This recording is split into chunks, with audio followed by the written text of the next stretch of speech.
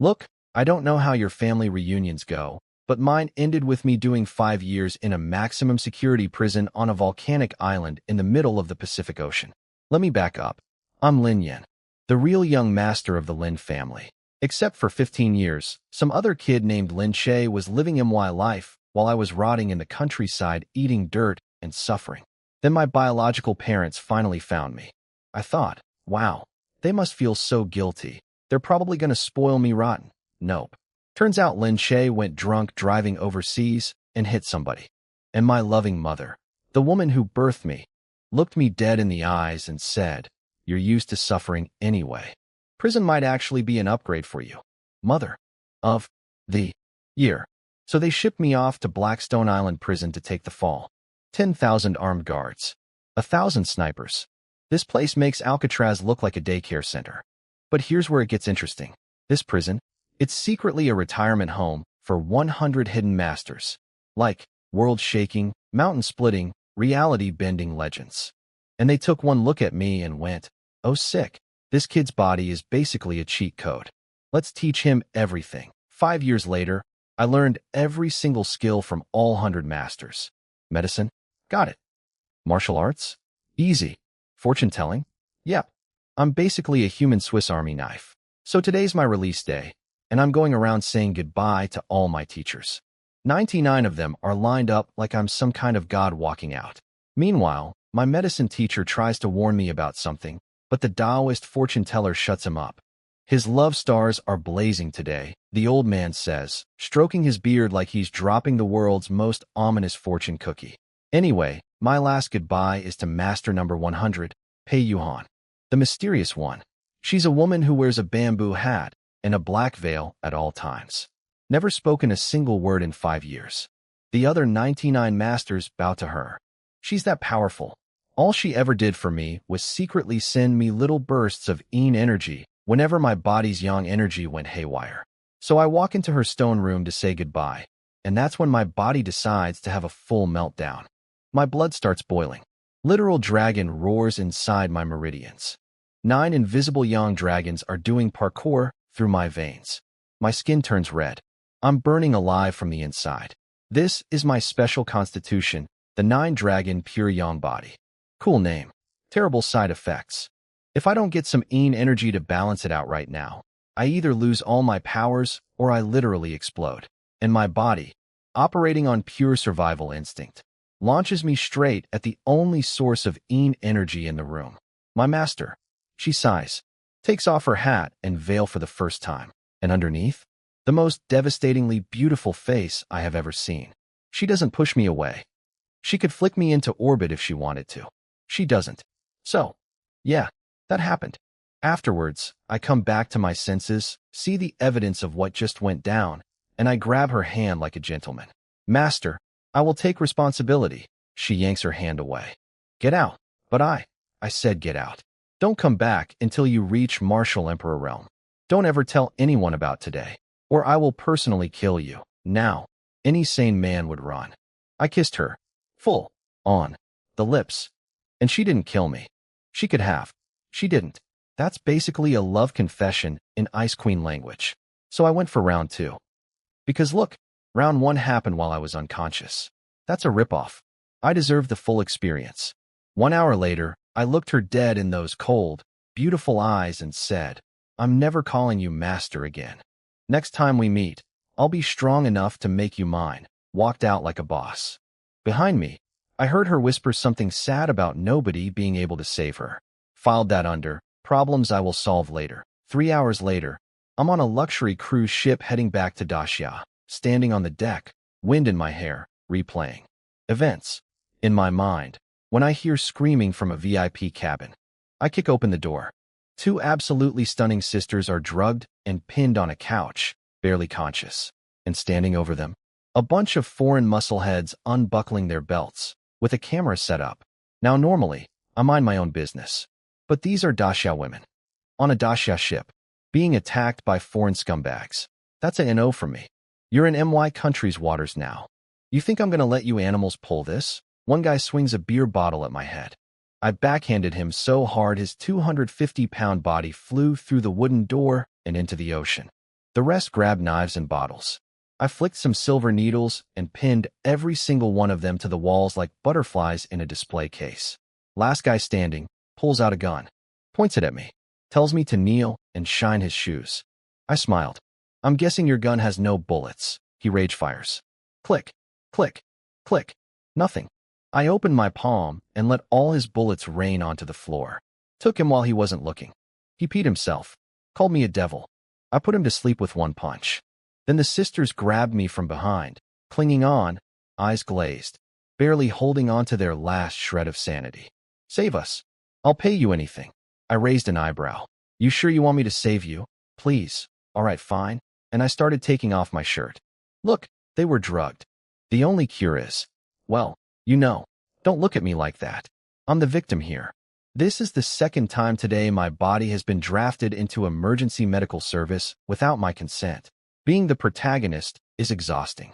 So the older sister, Sue Banksia, is glaring at me while I'm taking off my shirt, and she hits me with the classic rich girl threat. I'm Sue Banksia. She's Susie Xuan. We're the daughters of the Sue family from Jiangbei. Touch us, and you're dead. I rolled my eyes so hard I almost saw my own brain. Relax, princess. My shirt is soaked in blood and stuck to my skin. I need to take it off so I can use chi healing to detoxify you. Not everything is about you. Her face went red. Well, you should have said that. Yeah, my bad.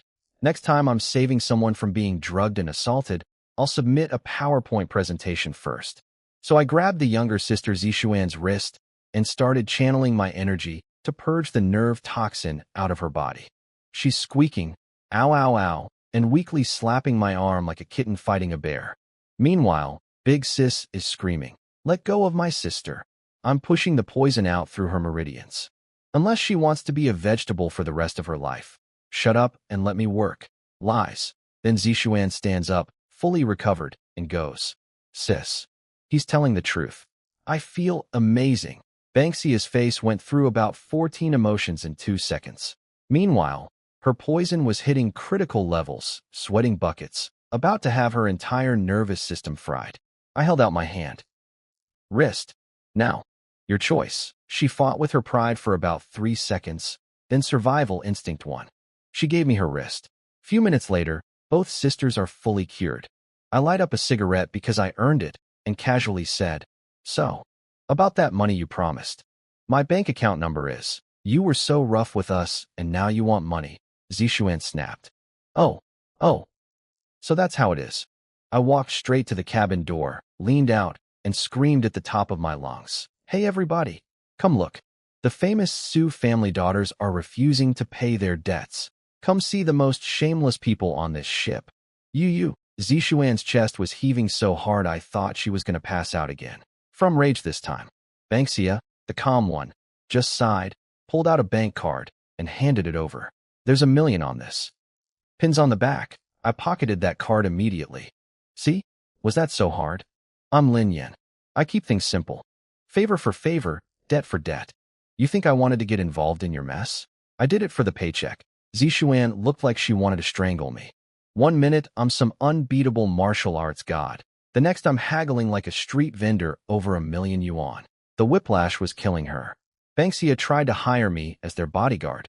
Apparently, these two geniuses developed an AI model that's 3 times more powerful than anything currently existing, and every country on Earth wants to steal it. Those foreign guys. Just one of many groups after them. Zishuan sneered at me. You probably don't even know what AI is. I scratched my nose. One of my 100 masters is literally the father of artificial intelligence.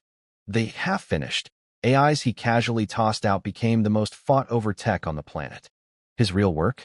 He used it to entertain Master Pei Yuhan when she was bored. I could build a Model 10 or 20 times more efficient in my sleep. But sure, tell me more about your little 3X model that's apparently worth kidnapping people over. Adorable. Sorry, not interested. I've got personal business. Walked away. Behind me, I heard Banksia mutter something about me not getting away that easy after taking advantage. Whatever that means. I gave her a bank card receipt, lady. We're square. Anyway, I arrived at the dock, and waiting for me were 2 people I was really looking forward to seeing. Just kidding. It was the fake young master Lin Che and my oldest sister Lin Wanyu. My least favorite humans on the planet. Before I got there, these two were having a little chat they didn't know I could hear. See, Lin Shay had promised some rich family, the Tang family, that he'd marry their eldest daughter in exchange for investment money. But now that he got the cash, he wanted me to go be the groom instead. Why? Because the Tang daughter is apparently a widow with a kid and some kind of horrible disease that made her look like a monster. Lin Wanyu's logic? He's a middle school dropout ex-convict from the countryside. He should be grateful anyone would even take him. And Lin Shay, this absolute angel, said, "Great. Then I don't feel guilty at all. These people, man. These people."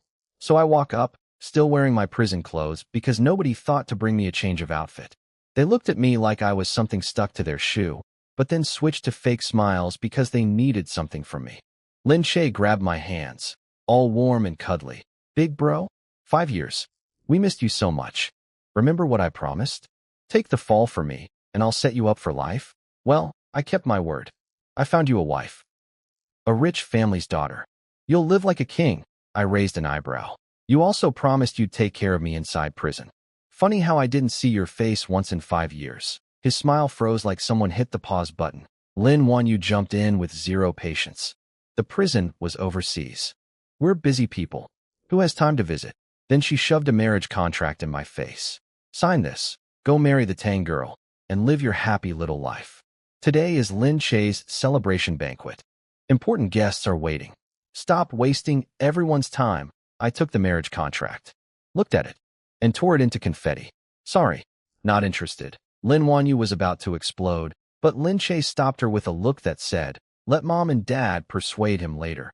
And by persuade, he meant threaten and guilt trip until he caves. Then Lin Wanyu pointed at the car. "Get in the trunk." The trunk. Lin Shay put on his sad puppy face. "Sorry, bro. Backseat's full of stuff." "But our trunk is really spacious and comfortable." I stared at him. "If it's so comfortable, why don't you sit in it?" "Lin Yin, you're a convict hick. You should be grateful you even get the trunk. Now get in there." And she didn't finish that sentence, because I flicked 2 invisible chi needles right into both of their bodies. Listen, I spent 5 years learning from 100 masters. I didn't learn all that just to ride in a trunk. The chi needles I shot into those 2. Chef's kiss. See, one of my 100 masters was a guy called the murder doctor. He doesn't heal people. He destroys them using their own body's biology. Completely untraceable. The man is an artist. So what did I do to my dear sister Lin Wanyu? Instant explosive diarrhea. I'm talking catastrophic. Her pants couldn't contain it. It burst through and sprayed all over Lin Shay's face. In public, at a crowded dock, people were covering their noses and backing away like she was a biological weapon. She was screaming, he was gagging, and I was vibing. As for Lin Shay, I gave him a little parting gift too, but I wanted him to marinate in the suspense first. Lin Wanyu, still mid-eruption, was still yelling at me. "You just got out of prison. You have no money. Get in the trunk." This woman is power blasting from both ends, and she's still trying to boss me around. You gotta respect the commitment. Then, beautiful timing. A convoy of luxury cars rolled up. The lead sports car's door opened, and out stepped a pair of legs in black stockings that went on for approximately 7 business days. It was Sue Banksia, wearing sunglasses, looking like a runway model who accidentally wandered into a parking lot. "Hey handsome, need a ride?" I turned around and waved at Lin Shay and Lin Wanyu. One covered in his sister's intestinal contents, the other still going off like a fire hydrant. "Looks like I won't be needing your lovely trunk after all." I hopped in the car, stuck my head out the window, and smiled at Lin Shay. "Hey Lin Shay, fun fact. Did you know that when a kidney stone gets stuck in your urinary tract, the pain is comparable to childbirth?" He blinked. "What? What does that mean?" I just smiled and drove away. In the rearview mirror, about 30 seconds later, Lin Shay grabbed both sides of his lower abdomen and collapsed, rolling on the ground, foaming at the mouth, screaming like someone was stabbing his kidneys with 2 rusty forks. Because someone was. Metaphorically, I gave him double kidney stones lodged in both urinary tracts simultaneously. Regular kidney stone pain is already level 8. That's childbirth territory. Double kidney stones? That's beyond level 10.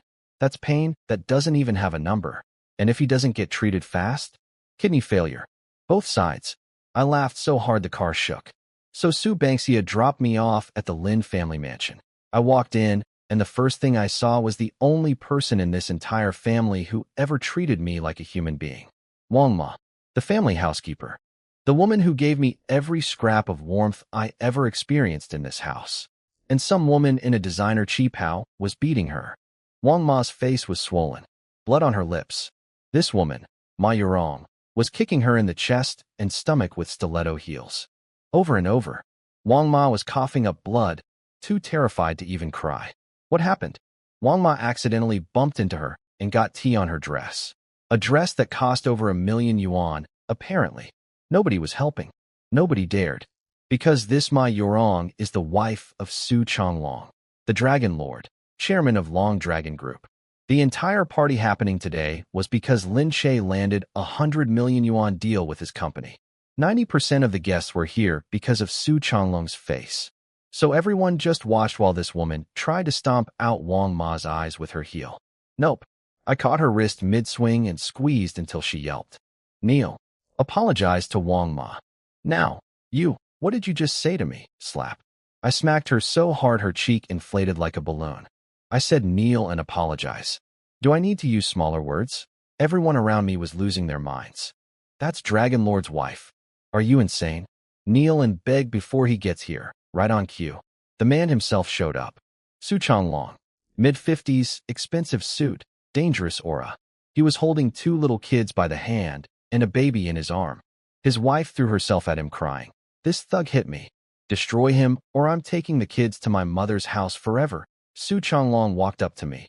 Ice cold. Your eyes. You can pluck them out yourself, or I can do it for you. Straight to eye removal. No negotiation. No. What happened? Just give me your eyeballs. This guy really is a dragon. But I looked at him. Then I looked at those 3 kids. Then I leaned in and whispered something in his ear. His face went from murder mode to shock. Then he pulled me aside for a private conversation. His own bodyguards blocked his wife from following. Everyone was completely confused. 1 second ago, this man was about to rip my eyes out. Now he's treating me like a VIP consultant. What did I whisper? Well, let's just say that having a murder doctor, a fortune teller, and a medical genius as your masters gives you the ability to notice certain biological inconsistencies at a glance. And those 3 kids? Let's just say the Dragon Lord might want to schedule some paternity tests real soon. So what did I whisper to the Dragon Lord? Those 3 kids aren't yours. His face went dark. Nice try, kid. I got paternity tests done. They're all mine. Any last words? I squinted at him. Were you hit by a car when you were young? And did you lose feeling in your lower body for a long time? He froze. How? How do you know that? Nobody knew about that. Not even his closest friends. Only his parents. I'm a traditional Chinese medicine practitioner. I can diagnose by observation alone. One look at you, and I could tell. He thought I was insane. He's seen plenty of old veteran doctors before, and none of them ever diagnosed anyone just by looking at them. And here's some random 20-year-old kid doing it at a parking lot. But I explained it nice and simple. That car accident crushed his sperm ducts. Everything else works fine. The plumbing still runs. The faucet still turns on. But there's no hot water, if you catch my meaning. He can do the deed all day long, but he's physically incapable of making babies. I don't believe you, he said, but his voice was shaking. You don't have to believe me. Just run another paternity test. A real one this time. From someone you trust. He called his guy. Abayo, get over here.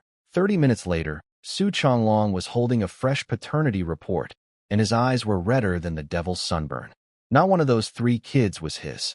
0 out of 3. A perfect score in betrayal. He grabbed Ma Yurong by the hair and dragged her to a corner.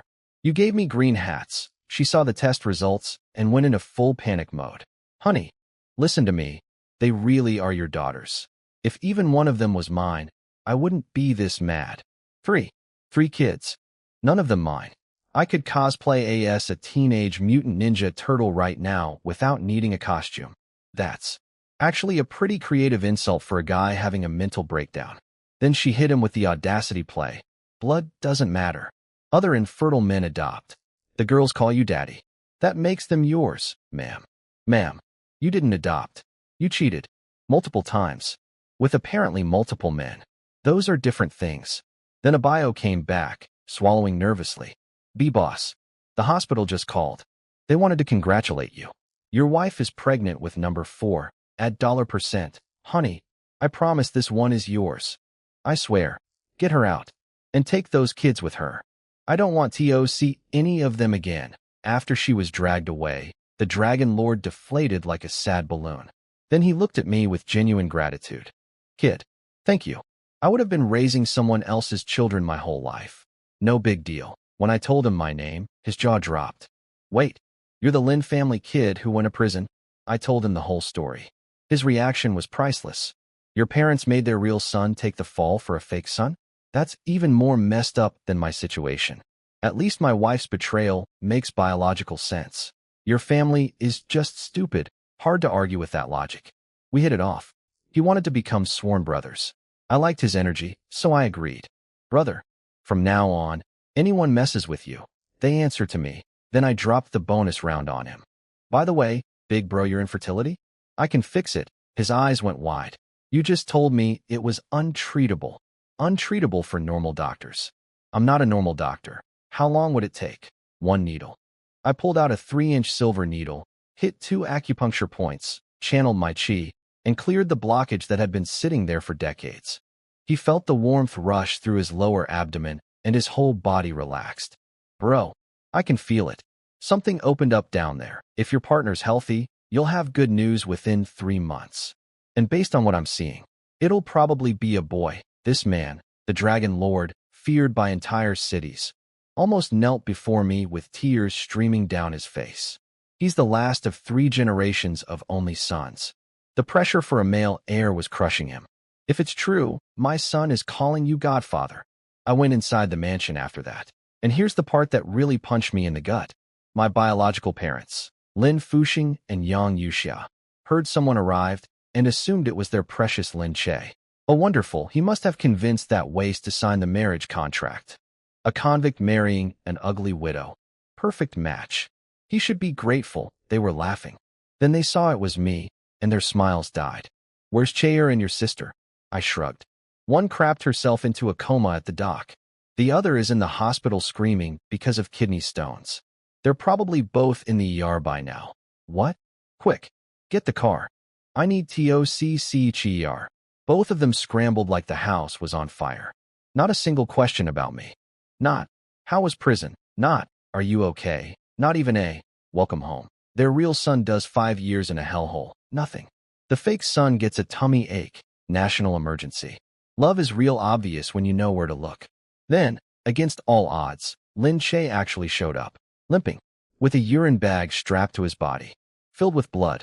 Apparently, he needed surgery for the kidney stones but refused general anesthesia because today was his big celebration banquet and the day he was supposed to sign the 100 million yuan contract with Su Changlong's company. So he did the procedure half awake. They shoved instruments up his most sensitive plumbing with basically a squirt of local anesthetic. He said it felt like knives and red-hot branding irons inside his urethra. He screamed for 2 straight hours. Nurses 3 floors down heard him, and he still dragged himself back home, urine bag and all, just so he could sign that contract. I gotta give him credit. The man's determination to steal my life is truly world-class. He glared at me with blood-red eyes. Oh, he knew I did this to him. He absolutely knew. Lin Yin, just wait. Once I sign that Long Dragon Group deal and become the real boss of Lin Group, I will destroy you. Cute. The man is standing there leaking blood into a bag, making threats. Meanwhile, his precious contract partner is outside calling me brother and ready to name his future firstborn after me. This is going to be a fun evening. So I'm leaning against the wall, arms crossed, watching my family lose their collective minds over the 10 billion yuan bombshell. See, what happened was the butler came flying into the room screaming about Xu Chenglong upgrading his deal from 1 billion to 10 billion. And he specifically requested to work with the Lin family's eldest young master. My dad nearly fainted. My mom dropped her teacup. Lin Che puffed out his chest like a peacock. Well, a peacock wearing a urine bag full of blood, but still. 10 billion. My Che truly is our family's lucky star. Dad was practically crying happy tears. Then another bombshell.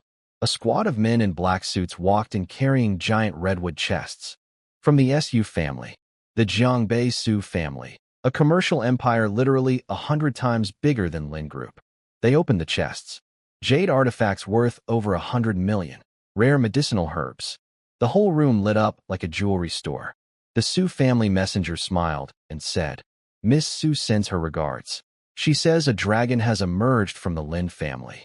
Please accept this humble gift. Dad's mouth stretched so wide you could park a car in it. Mom started shaking. Does the Su family heiress have a crush on our heir? Lin Che adjusted his collar like he was about to accept a Nobel Prize. Everyone in the room was kissing his, but so hard they needed chapstick. Then these clowns turned on me. Lin Yan, you rejected your parents' kind arrangement. Kneel and apologize right now, Dad. Kneel or get out of this family. Mom. Kneel, you ungrateful wolf. Random guests. Just kneel, bro. You're a convict. Be grateful they feed you. I didn't move. Didn't blink. Just stood there with a tiny smile, watching these circus performers do their act. Then the butler's voice shattered the room. Master, Su Changlong is here. In person. Dad almost collapsed. The underground king of Jiangbei. Here. At his house. He scrambled to straighten his clothes and sprinted to the door with Mom and Lin Che right behind him. Mr. Su, what an honor. Our humble home is blessed by your presence. Dad was bowing so low his spine was doing yoga. Mom, are you here to give the contract to our heir? Lin Che puffed up his chest again. The man's got one move, and announced, Mr. Su, I'm the Lin family young master. The most outstanding heir. All the guests backed him up like a chorus line. Yes. Young Master Che is the best. Su Changlong looked at Lin Che. Slap. The loudest slap in human history sent Lin Che spinning like a ballerina. His urine bag went flying, spraying blood pee across two guests' faces. Who do you think you are? Big bro Su grabbed Lin Che by the collar, murder in his eyes. You fake young master. Don't you dare show off in front of me. The only eldest son of the Lin family is Lin Yan. I only work with Lin Yan. He threw Lin Che on the ground like a trash bag and turned to the room. Lin Yan's contract will wait for him to sign it personally. The rest of you dogs don't deserve to speak to me. And he left. The silence was so thick you could cut it with a chainsaw. Every single person in that room had just finished calling me a worthless convict who should kneel. And now they're finding out the 10 billion yuan deal was for me. Lin Che, face swollen like a watermelon, rallied with his last brain cell. It's fine. We still have the Su family. The Su family is way bigger than Su Changlong anyway. Dad and Mom latched onto that like drowning rats on a life raft. Yes, the Su family heiress clearly loves Cheer. Right on cue, the Su family steward stepped forward. Excuse me, could someone show me to the eldest young master's room? We have additional gifts to deliver there. Lin Che leaped up. That's me. Bring them to my room. The steward looked him up and down. Are you Lin Yan? I'm the eldest young master. But my name is Lin Che, not Lin Yan. You got it wrong. The steward's face went ice cold. My apologies. Miss Su's instructions were very clear. These gifts are for Lin Yan and Lin Yan only. Anyone else asks, the answer is no. Pin. Drop. Silence. Lin Che's smile froze like a screenshot. Dad's mouth was stuck in an O shape.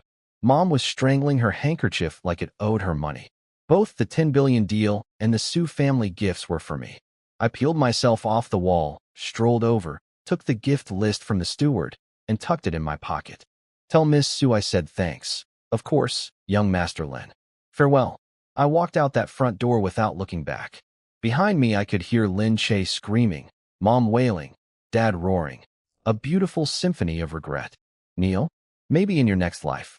But then, right after I left the villa compound, my body decided it was time for round 3 of, let's try to kill Lin Yan from the inside. My blood started boiling again. Worse than before. 10 times worse than what happened with Master Pei.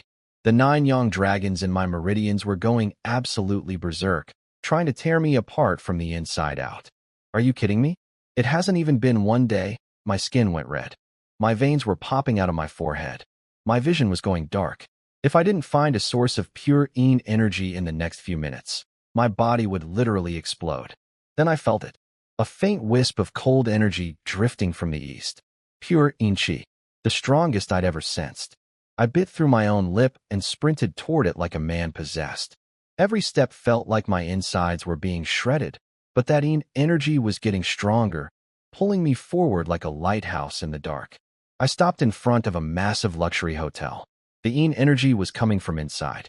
I was standing at the entrance, skin glowing red, eyes bloodshot, veins bulging everywhere, panting like a wild animal about to snap. People were running away from me. The doorman backed up 5 steps. And then I heard it. "Uncle, please, please marry my mommy." A tiny, heartbreaking voice. I looked down. A little girl, maybe 4 or 5 years old, with messy pigtails and a face covered in tears and snot, was on her knees grabbing some random man's pants, begging him to marry her mother. He shook her off like she was a bug and walked away cursing. She fell face first on the ground, sobbing so hard her whole body shook.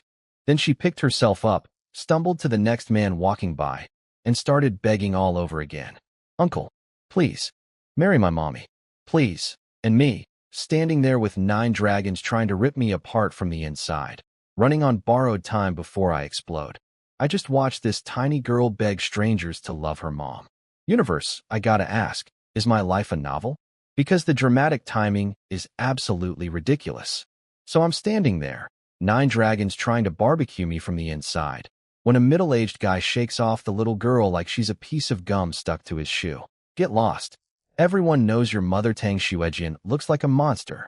That tumor on her face is disgusting. No man will ever marry her. The girl fell. Her knees hit the stone steps. Blood. But this tiny kid, 4, maybe 5 years old, didn't cry. She just bit her lip and squeezed her little skirt with her dirty hands. Eyes full of tears she refused to let fall. Wait, Tang Xuejian? Why does that name sound so familiar? Oh, that's the ugly widow my parents were trying to sell me off to. The one Lin Che made a deal with, and then bailed on. She's here? In this hotel? Before I could process that coincidence, the hotel doors burst open and a pack of 7 or 8 boys, rich brats, maybe 7 years old, came running out with fistfuls of rocks from the flower beds. The leader spotted the girl, and his eyes lit up like Christmas. "Hey, Tang Xiaolan, looking for a new daddy for your mom." Thwack. A rock hit her shoulder. "Ha ha ha. Hit her. Your mom's a tramp. Had you without even being married. Aren't you embarrassed? If nobody marries her mom today, they're both getting kicked out of the Tang family." Good. Who wants to live with a monster? Rocks pelting her like hail. Red marks all over her arms. This tiny girl was shaking, curled up in a ball, arms over her head. But she didn't run. She screamed through her tears. "My mom is not a tramp. I have a dad. Mommy said my daddy is a hero." The boys exploded with laughter. "A hero? Where is he then? If you have a dad, why are you begging strangers on the street? Liar. You're just a fatherless nobody." She was shaking so hard her teeth were chattering, lips bleeding from biting them. But she kept screaming, "I have a dad," over and over. Then the leader found a brick. Half a brick, nearly as big as his own head. He picked it up, weighed it in his hand, and grinned at her. "If you have a daddy, call him to save you." He raised the brick over her head. My hand caught his wrist in midair. Slap. That kid went flying. The brick hit the ground and split in 2. He rolled twice, grabbed his face, and started howling. Half his face puffed up like a balloon.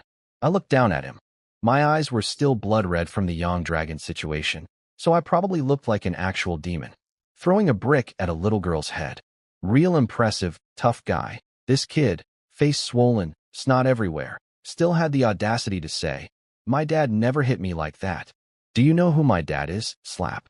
Even harder. Now both cheeks were perfectly symmetrical. He looked like an inflatable frog, a masterpiece of balanced face slapping. I grabbed his collar and pulled him up to eye level. A bunch of boys ganging up on one little girl with rocks and bricks. And you're proud of that? Your dad being whoever he is doesn't change the fact that you're garbage. If you weren't a kid, I'd yin to you. Now get lost. I dropped him. He hit the ground, took one look at my face, blood-red eyes, veins popping, pure killing intent, and his bravery evaporated instantly. He and his little gang scrambled back into the hotel, tripping over each other, crying for their daddies. "Yeah, run." I turned to the little girl. She was still curled up, trembling. I softened my voice as much as a man currently being cooked alive by 9 spirit dragons can soften his voice. "Hey, you okay, kid?" Tang Xiaolan looked up at me, then dropped to her knees. "Uncle, please marry my mommy." I froze. She told me everything between sobs. Tang Xuejian was the only heir appointed by the old Tang family patriarch. After he died last year, all the branch families swarmed like vultures, trying to steal the family fortune. Xuejian's only protection was to find a husband, a live-in son-in-law, to help defend her position. Today was supposed to be her engagement ceremony with the Lin family's eldest young master, but the Lin family never showed up. Not a single person came. The Tang relatives went nuclear. You had a child out of wedlock. You can't even find a husband. You don't deserve to be in this family. They were trying to force her to hand over her shares or get thrown out with nothing. So this little girl, shoes falling off, knees bleeding, face covered in tears and dirt and snot, ran outside and started begging every man who walked by. Uncle, please marry my mommy. My mommy is really nice. She's gentle. She cooks. She never yells at me. Please. Rejected. Pushed. Insulted. Over and over and over. And she never stopped. Because she knew if Asachi gave up, nobody would help her mom. I stood there looking at this kid, and something inside me cracked. Because I was her. 15 years ago, when they dumped me in the countryside, I was this small. This alone. This unwanted. Getting bullied every single day with nobody to protect me. Uncle, please, marry my mommy. She looked up at me with those giant eyes, and I swear something broke and rebuilt itself inside my chest at the same time. Look, I came to this hotel because my body was about to explode, and the energy inside was my only chance of survival. The fact that the woman producing that energy happens to be the same woman my garbage family tried to force me to marry, that's either the world's biggest coincidence or the universe has the most twisted sense of humor imaginable. Either way, this little girl just asked me the same question for the 100th time today. And for the first time, someone wasn't walking away. I walked into that hotel ballroom carrying a bleeding little girl on my back and 9 angry dragons in my guts. And what I saw made me want to burn the whole place down. Hundreds of people, crystal chandeliers, a massive stage, and standing alone on that stage, in a white wedding dress, was a woman with a thin veil over half her face, hands at her sides, trembling. Tang Xuejian. The entire room was ripping her apart like vultures on a carcass. She wants to get married looking like that? Heard she's got a tumor on her face. Like a ghost. Unmarried mother, cursed husband, can't even find a live-in son-in-law. What a joke. Nobody was even whispering. They were just saying it out loud. Because this wasn't a real engagement party. This was a public execution with appetizers. The mastermind? Her own granduncle. Tang Zhengwo. 60-something years old, wearing a perfectly pressed suit, hair slicked back like a villain from a movie. He stood up with a microphone and delivered the most disgustingly fake speech I've ever heard. Dear guests, today was supposed to be my granddaughter's engagement. Unfortunately, dramatic sad pause. She is too ugly, too shameful, and she had a child out of wedlock, disgracing our family name. If the Lin family groom does not arrive today, Tang Xuejian will be expelled from the Tang family. So sorry, everyone. How embarrassing for us all. This old snake wasn't even trying to hide it. He orchestrated this whole thing. He spread every rumor. He made sure the Lin family wouldn't show up. He set the stage, literally, so hundreds of witnesses could watch him, reluctantly, throw out the only person standing between him and the Tang family fortune. Oscar-worthy performance. 0 out of 10 on the human decency scale. Down in the third row, Xuejian's own mother was shaking with rage. Fists clenched so hard her nails drew blood. She tried to stand up. Her husband, Xuejian's father, yanked her back down. Sit down. If you make a scene, they'll kick us out too. Your daughter is being destroyed up there, and you won't say a single word? Are you even a man? He stared at his teacup and said nothing. Her mother swallowed her tears. Another spineless father. The universe really loves giving me the same story on repeat. 5 minutes passed. No groom. 10 minutes. Still nothing. Tang Zhengwo's fake sympathy smile was melting into a real smirk. He wasn't even pretending anymore. His relatives were circling like sharks smelling blood. Just kick her out already, uncle. Let's split the shares. Stop wasting everyone's time. The old man picked up the microphone one last time, sighed like a bad soap opera actor, and said, well, I gave her every chance. Nobody is coming to marry you. Tang Xuejian, I'll give you one last shred of dignity. Leave on your own. And the dam broke. Get out, shameless woman. Her and that bastard daughter. Throw them both out. The screaming hit her like a physical wave. Hundreds of voices, all howling for her blood. The outside guests who felt uncomfortable, they looked away. Nobody was going to pick a fight with the entire Tang clan over one woman. Xuejian was shaking so hard the wedding dress was rustling. She looked down at the crowd, every face full of disgust, greed, or cold amusement. She turned her eyes to the third row, to her parents. Her last hope. Her father stared at his teacup. Her mother looked down, crying silently. Neither one looked back at her. The last light in her eyes went out. I could see it. From across the room, I watched hope leave a person's body in real time. She closed her eyes. She was about to nod, about to accept it, about to give up everything, her inheritance, her home, her dignity, and walk off that stage into nothing. That's when I opened my mouth. Who says nobody will marry her? My voice hit every wall in that ballroom like a thunderclap. Every single head in the room snapped toward the door. And there I was. Red skin, bloodshot eyes, veins popping. A tiny girl with bloody knees clinging to my back, wearing foreign prison clothes. Looking like a demon who just crawled out of hell and decided to crash a wedding. Not exactly Prince Charming. But you know what? Prince Charming didn't show up. I did. Every head in the room swiveled toward me like I'd just fired a cannon. There I was. Skin red, eyes bloodshot, veins throbbing, carrying a little girl with bloody knees, wearing prison clothes, looking like the final boss of a horror game. Not exactly the Prince Charming this crowd was expecting. Who are you?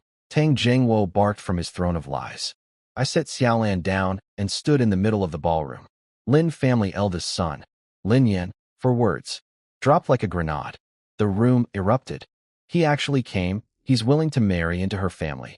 Up on stage, Tang Xuejian was frozen, staring at me through her veil like I was a hallucination. Like her brain couldn't process that a real human male had walked through those doors and said yes. Meanwhile, the second I stepped inside, my whole body shuddered. That pure Yin energy, it was coming from her. Thick as fog. The 9 dragons rampaging through my meridians actually calmed down. Not completely, but enough that I wasn't about to detonate anymore. This woman's body was literally saving my life just by being in the same room as me. Mommy, Xiaolan broke free and sprinted up the stage into her mother's arms. Mommy, I found a man. This uncle wants to marry you.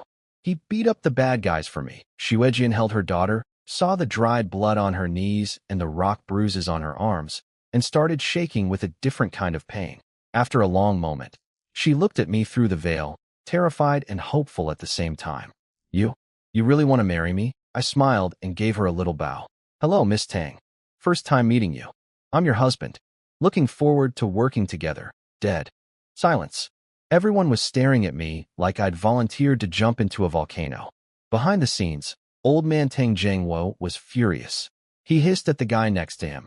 Tang Huili, Xuejian's own uncle, co-director of today's little humiliation show. I thought you said the Lin family wouldn't come. Tang Huili's face went dark. This Lin Yan is a fresh out of prison convict. He's got nowhere else to go. Don't worry. Watch this. He signaled his son, Tang Yifan, who stood up, straightened his designer suit, and started clapping.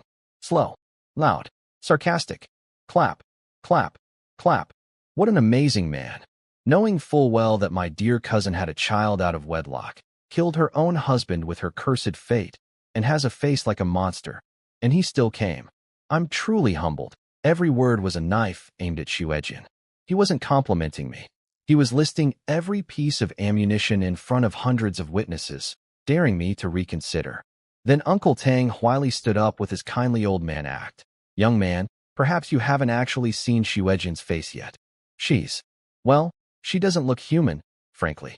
Since you didn't know, we won't blame you if you want to back out. His son jumped right in. We're a generous family.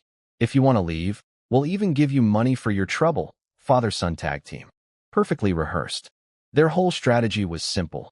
Get me backstage, let me see her face, watch me run screaming, and then kick her out, legitimately. Xuejian was gripping Xiaolan's shoulders so hard her knuckles were white. She was terrified. I was her last chance. If I walked away, she and her daughter had nothing. Xiaolan ran to me, tears and snot everywhere. Uncle, my mommy is sick. She didn't always look like this. Please don't leave. Please. I reached down and patted her head. Don't worry, kid. I'm not going anywhere. Then I looked at the father-son comedy duo and smiled. You're right, though. I haven't seen her face yet. Their eyes lit up. They exchanged a look that screamed, he's taking the bait. I walked up onto the stage and took Shuejian's ice-cold, trembling hand. Come backstage with me? Let me take a proper look. Her whole body went rigid. She couldn't even look at me. Her voice came out barely above a whisper. Okay, we walked backstage together. Behind us, the three puppet masters, granduncle, uncle, and cousin, were all wearing identical smirks. In the third row, her father was staring at his teacup like it contained the meaning of life. Her mother was crying, whispering, "It's over. Why is my daughter's life so cruel?" Everyone in that room was 100% certain I was about to see her face and bolt. Backstage, dim light, just the two of us, one step apart. Her energy was so concentrated this close that it was practically solid. My dragons went quieter than they'd been all day. My body was screaming, stay near this woman forever. Take off the veil, I said gently. Let me see. She was shaking violently. Her fingers were white on the edge of the fabric. She stood there for what felt like forever. Then, like someone stepping off a cliff, she slowly lifted the veil. On the right side of her face was a tumor the size of a fist, purple and blue, surface crawling with something that looked alive, twisted into a shape that resembled a shrunken human face growing out of her cheek. Yeah, it was bad, not gonna lie. A normal person would have passed out. But next to the tumor, the other half of her face was flawless. Porcelain skin, perfect bone structure. This woman wasn't ugly. She was a stunning beauty with a medical condition that nobody in this backwards family had bothered to treat. And I'm the guy who learned medicine from 100 masters, including the murder doctor, including the greatest traditional medicine practitioner alive, including people who could probably cure diseases that modern science hasn't even named yet. This tumor? I'd seen worse in textbook exercises. Shuejian closed her eyes, tears rolling down both cheeks. She didn't look at me because she already knew what would happen. Every person who'd ever seen her face ran. Every single one. Lin Yen, if you want to cancel the marriage. I understand. After all, I'm so ugly. She stood perfectly still, like a prisoner waiting for the judge to say, guilty. 1 second of silence. 2 seconds. 3. She thought I'd already left. Then I spoke. Who said anything about canceling? Her eyes flew open like someone hit the power button on a dead computer. What? What did you say? I said, who's canceling? Not me. She stared at me. Tears hit the floor like rain. Then she covered the right side of her face with her hand, this tiny, fragile voice barely making it out. You don't think I'm ugly? I tilted my head, looked at her for a few seconds, then grinned. Ugly? You're beautiful. Not ugly at all, she short-circuited. 24 years. Since that thing appeared on her face, not one person had ever called her beautiful. Not one. And here comes some red-skinned, vein-popping lunatic in prison clothes, telling her she's pretty like he's commenting on the weather. She laughed bitterly. Don't try to make me feel better. I could play a ghost in a movie without makeup. Beautiful? Yeah, right. I dropped the joking face. I'm not comforting you. Your condition? I can cure it. She went stiff as a board. Don't joke about that. I've seen every famous doctor in the country. Huaxi Hospital, Xia Hospital, Southeast Asian folk remedies. Nobody could even figure out what this thing is, let alone treat it. Yeah, because this isn't a normal tumor.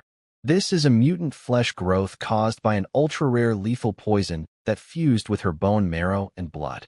Regular medicine can't touch it. You'd need someone trained by both a murder doctor and a medical saint. Good thing I know a guy. It's me. I'm the guy. I held out my hand. Trust me. Let me try. She stared at my hand for a long time, then took a breath. Fine.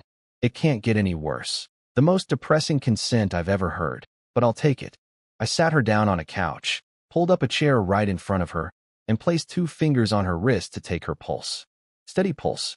Strong blood flow. Good. Wait. I pressed deeper. My eyes went wide. This is a virgin pulse. This woman, the one the entire city has been calling a husband-killing widow and shameless unwed mother for years, has never been touched by a man in her life. I accidentally looked up at her with my shocked face still on. She went beet red. What? Why are you looking at me like that? I tried to be delicate about it. I really did. But there's no smooth way to say this. Your pulse. You're still. Untouched, every drop of color drained from her face. She yanked her wrist back, curled into herself, and went silent. After a long time, she spoke in a voice so quiet I almost missed it. I was never married. My brain did a record scratch. Then Xiaolan. Her eyes filled with tears she refused to let fall. Xiaolan isn't my daughter. She's my older brother's only child. She told me everything. Her brother got caught up in a massive conflict. Powerful enemies. Before he died, he entrusted his baby girl to her. Protect her no matter what. Those enemies were still hunting for the child. So Xuejin faked a marriage, told the world Xiaolan was her own daughter, created a whole cover story. Then one day, assassins came for Xiaolan. A poison weapon was aimed at the little girl. Xuejin took the hit instead. The poison spread. Her face became what it is now. She ruined her own life to protect a child that wasn't even hers. She sacrificed her beauty, her reputation, her future, everything, for a little girl who calls her mommy and begs strangers on the street to marry her. I sat there in silence for a long time after she finished. Then I spoke, and my voice was harder than steel. Sit still. Don't move. I'm curing this today. I flipped my right hand over. 13 needles materialized in my palm. Silver. Thin as cow hair. Glowing faint blue. Ice-cold aura. The ghost gate, 13 needles. The ultimate technique created by the medical saint and the murder doctor together. Can bring the dead back to life. Can also kill without a trace. The most powerful medical technique in existence. I took a deep breath and drove the first needle into the precise 0.3 millimeters below her temple. She grunted. Her body jolted. Bear with it. Second needle. Third. Each one sent that horrific tumor into a frenzy. The thing was writhing. The poison inside thrashing like a trapped animal trying to escape. But my needles were a cage. Nowhere to run. On the seventh needle, a surge of pure yin energy flooded through the silver and poured into my body. Pure. Concentrated. Yin. Energy. The 9 young dragons that had been trying to kill me all day instantly shut up. They tucked their tails and retreated back into my dantian like scolded puppies. My body relaxed for the first time in hours. I'm saved. And she's about to be saved too. I drove in the remaining 6 needles without stopping. 13 needles. All in place. The tumor began shrinking. Visibly. In real time. It shriveled, deflated, and finally dissolved into a puddle of black pus that peeled right off her face. I pulled out the needles, grabbed a towel, and carefully wiped away all the gunk. Then I stopped. Because under all that nastiness, her right cheek was perfect. White. Smooth. Identical to her left side. With the full face finally visible. Eyebrows like paintings, elegant nose, small perfect lips. I just stared. I've seen a lot of beautiful women. Master Pei. The Su sisters. I'm basically running a beauty pageant at this point. But this face broke the scale. She looked like someone an artist would paint and then destroy because nobody would believe she was real. Go look in the mirror, I said, nodding toward the dressing mirror in the corner. She stood up in a daze, wobbled over to the mirror, and froze. Her trembling fingers reached up and touched her right cheek. Smooth. Soft. The nightmare that tortured her for 3 years, gone. She broke. Full body, shattering sobs. She crumpled to the floor in front of the mirror and wailed. 3 years of pain, humiliation, loneliness, and hopelessness erupting out of her like a dam bursting. Then she spun around, launched herself at me, and locked her arms around me so tight I thought she'd crack a rib. Thank you. Thank you. Thank you. Over and over. Nothing else. Just those 2 words between gasps and sobs. I let her cry. Didn't push her away. Just patted her back and waited. When she finally calmed down, I went back to default mode. Okay. Stop crying. You're getting my shirt wet. She laughed through her tears and stepped back, embarrassed, wiping her eyes. Then I got serious. Tang Xuejin. You've got your face back now. You're gorgeous. Honestly, you could have any man you want. Rich, powerful, handsome. Take your pick. Do you really still want to marry a convict like me? She paused for exactly 1 second. Then she walked forward, grabbed my hand, and laced her fingers through mine. She looked me dead in the eyes, red from crying, but absolutely unshakable. You are my husband. I will only ever want you. For the rest of my life. I blinked. Then I smiled. A real one. Not the cocky grin. Not the sarcastic smirk. A genuine, Warm, actual smile. I squeezed her hand back. Let's go. Today, I'm making my wife the most stunning woman the world has ever seen. And we walked toward that stage together. The vultures out there have no idea what's coming. Out in the ballroom, 10 minutes had passed, and the vultures were having the time of their lives. Old man Tang Jiangwo was sipping tea with the smuggest face in human history. See? I told you. That convict saw her face and ran for his life. She's probably back there crying into her wedding dress. Uncle Tang Huili was swirling his red wine like a Bond villain. Can't blame him. Even a ghost would run from that face. Cousin Tang Yifan was piling on. My dear cousin should have looked in a mirror before trying to find a husband. She could knock people unconscious just walking down the street. Meanwhile, little Xiaolan stood up from her chair, face red, tears in her eyes, fists shaking, and screamed. He won't break his promise. He told me he'd marry mommy. He will. The room went quiet for 1 second. Then came the pitying laughter. Poor child, he's long gone, sweetie. Probably halfway to the airport by now. Uncle Huili grabbed the microphone, the actual stage microphone, and shouted toward the backstage door with the fakest smile ever assembled on a human face. Xuejian, sweetheart, come on out. Hiding won't help. No man will ever marry someone as ugly as you.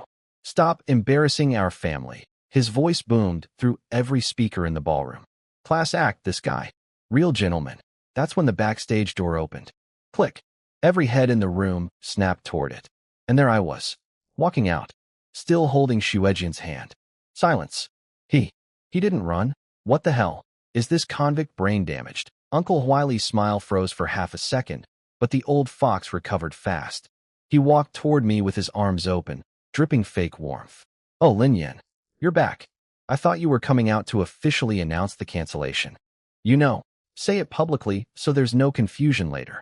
Go ahead. We'll all be your witnesses. Grandpa Tang stood up too, hands behind his back, playing the wise elder role. We're reasonable people.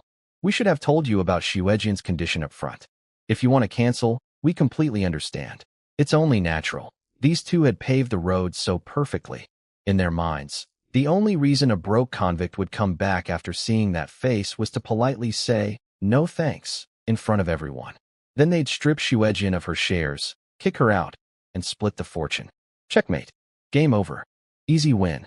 Every person in that room, all several hundred of them, was staring at me, waiting for the word, cancel. Xiaolan was gripping her chair so hard her little knuckles were white. Eyes locked on me, believing in me with everything she had. I stood center stage, looked around at every single face in that ballroom, and smiled. You're right. I do have something to announce publicly. Huili and Jiangwo exchanged a look. Here it comes. Huili was already rehearsing his follow-up speech in his head. Then I turned to face Xuejian and dropped to one knee. The room stopped breathing. In my right hand was a ring. Not diamond, not gold, not platinum. A ring woven from a piece of foxtail grass I picked from the roadside on my way in. Crooked, lopsided, still had a bit of root dangling from it. The ugliest ring in the history of jewelry. But I held it up, looked at Xuejian, and meant every word with everything I had.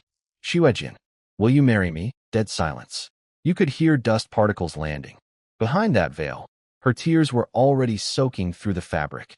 But her voice? Crystal clear, unbreakable, like she was making a vow to the universe itself. Yes, I slid that little foxtail grass ring onto her finger. Gently, carefully, like it was worth more than every piece of jade the Su family sent me. Then I stood up and took her hand. The ballroom detonated.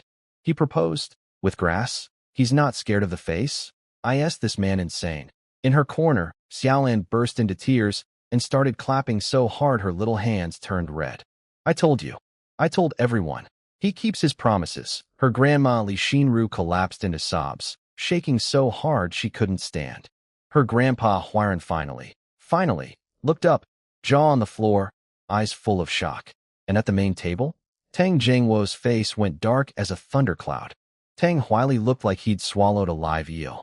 Tang Yifan was squeezing his wine glass so hard it was about to shatter. None of them saw this coming. Not only did the convict not run, he got on one knee and proposed. With a weed. And now? Now Xuejian officially has a husband, which means her inheritance rights and shares are legally untouchable. Their entire plan, Months of scheming, rumor spreading, public humiliation theater just got destroyed by a piece of grass and 5 words. I could see Huili lean over to his father, whispering through clenched teeth, "Don't worry. He's obviously after our money. I'll handle this. Oh, buddy. You have no idea who you're trying to handle. I've got 100 masters worth of skills, a sworn brother who controls the underworld, the Su family sending me gifts, and 9 spirit dragons in my body that just got tamed by the woman standing next to me. And you think you're going to outplay me? Bring it." Uncle Huili strolled up to me like he was about to close a used car deal, patted my shoulder, and hit me with the condescending speech.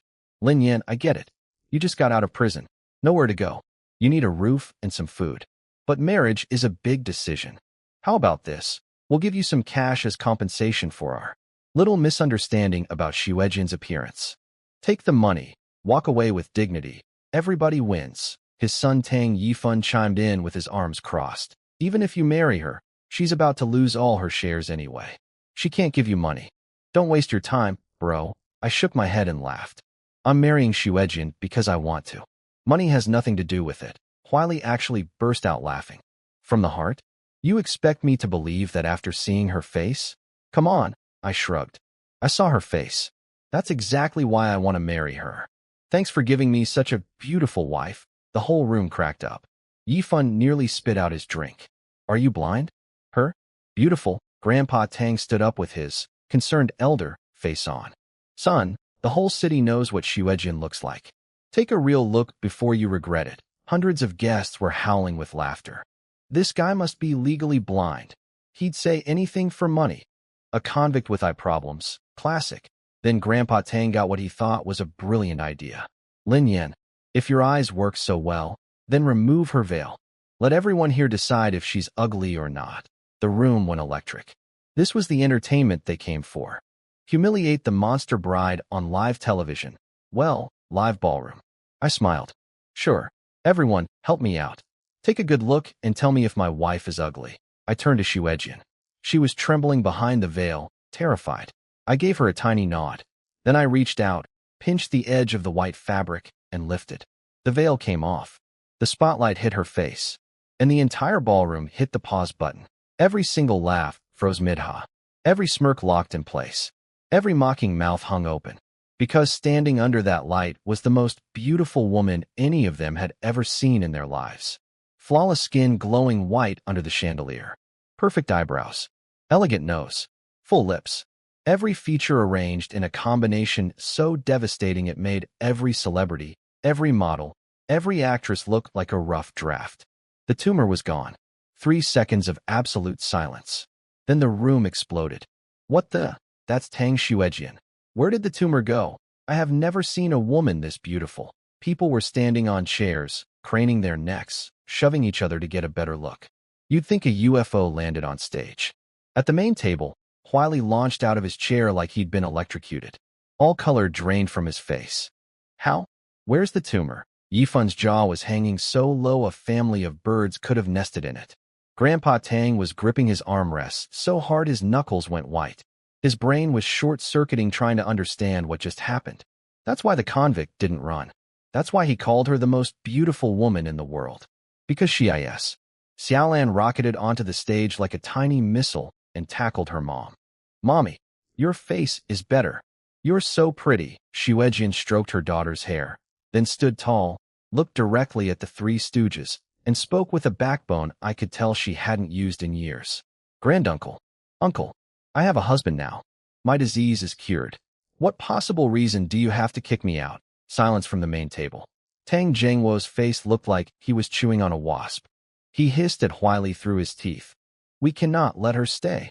Huili took a breath, pulled himself together, and went full shameless. He stood up straight, puffed out his chest, and cranked his voice to maximum righteous indignation. "Tang Xuejian, you had a child out of wedlock. You cursed your husband to death. And now you've brought a convict into our family. This violates Tang family ancestral rules. I hereby officially expel you from the Tang family." The room gasped. Everyone could see this was pure, naked bullying.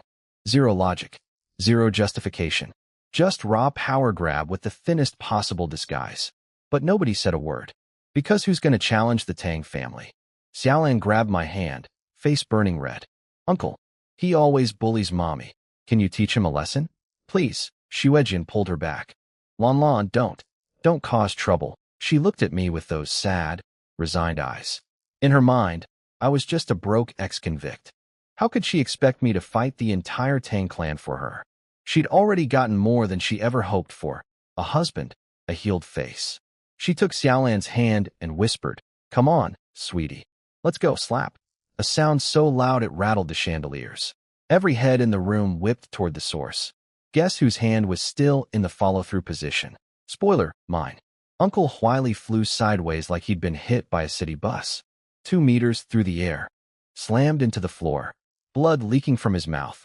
He grabbed his face, staring up at me like I'd just broken the laws of physics. You dare hit me. The room went so quiet I could hear people's heartbeats. Yeah, buddy. I dared. Xuejin was frozen beside me, mouth open, brain buffering. She couldn't believe I actually did it. This woman has spent so long being stepped on that someone stepping up for her caused a system crash. The crowd was losing it. This convict is insane. He just hit a Tang. He's done for. But you know what? I wasn't done. I looked at little Xiaolan. My killing machine face melted instantly. I crouched down and ruffled her hair. Happy? Yes. You're amazing. Her eyes were little crescent moons. Still calling me uncle? She froze. Then looked up at me with these sparkly, hopeful eyes, voice barely a whisper. Can I call you daddy? Something inside my chest did a thing I'm not prepared to talk about. This kid, this tiny, brave, stubborn kid who's been called a fatherless nobody her entire life, who begged strangers on the street, who took rocks and bricks and never ran. She just wanted one person to be her dad. I booped her nose. Of course you can. Her tears exploded like a broken faucet. Daddy, hey sweetheart. Then she whipped around to face the entire ballroom and screamed at the top of her lungs. Look, everybody. Lanlan has a daddy now. Lanlan is not a nobody. Lanlan finally has a daddy, crying and laughing at the same time.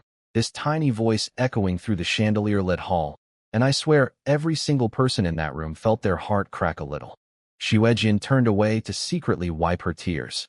Then Grandpa Tang ruined the moment. Because of course he did. Bastard. He slammed the table so hard the dishes jumped. Guards. Seize him. Both side doors burst open. 30-plus bodyguards in matching black outfits poured in, each one carrying an electric baton.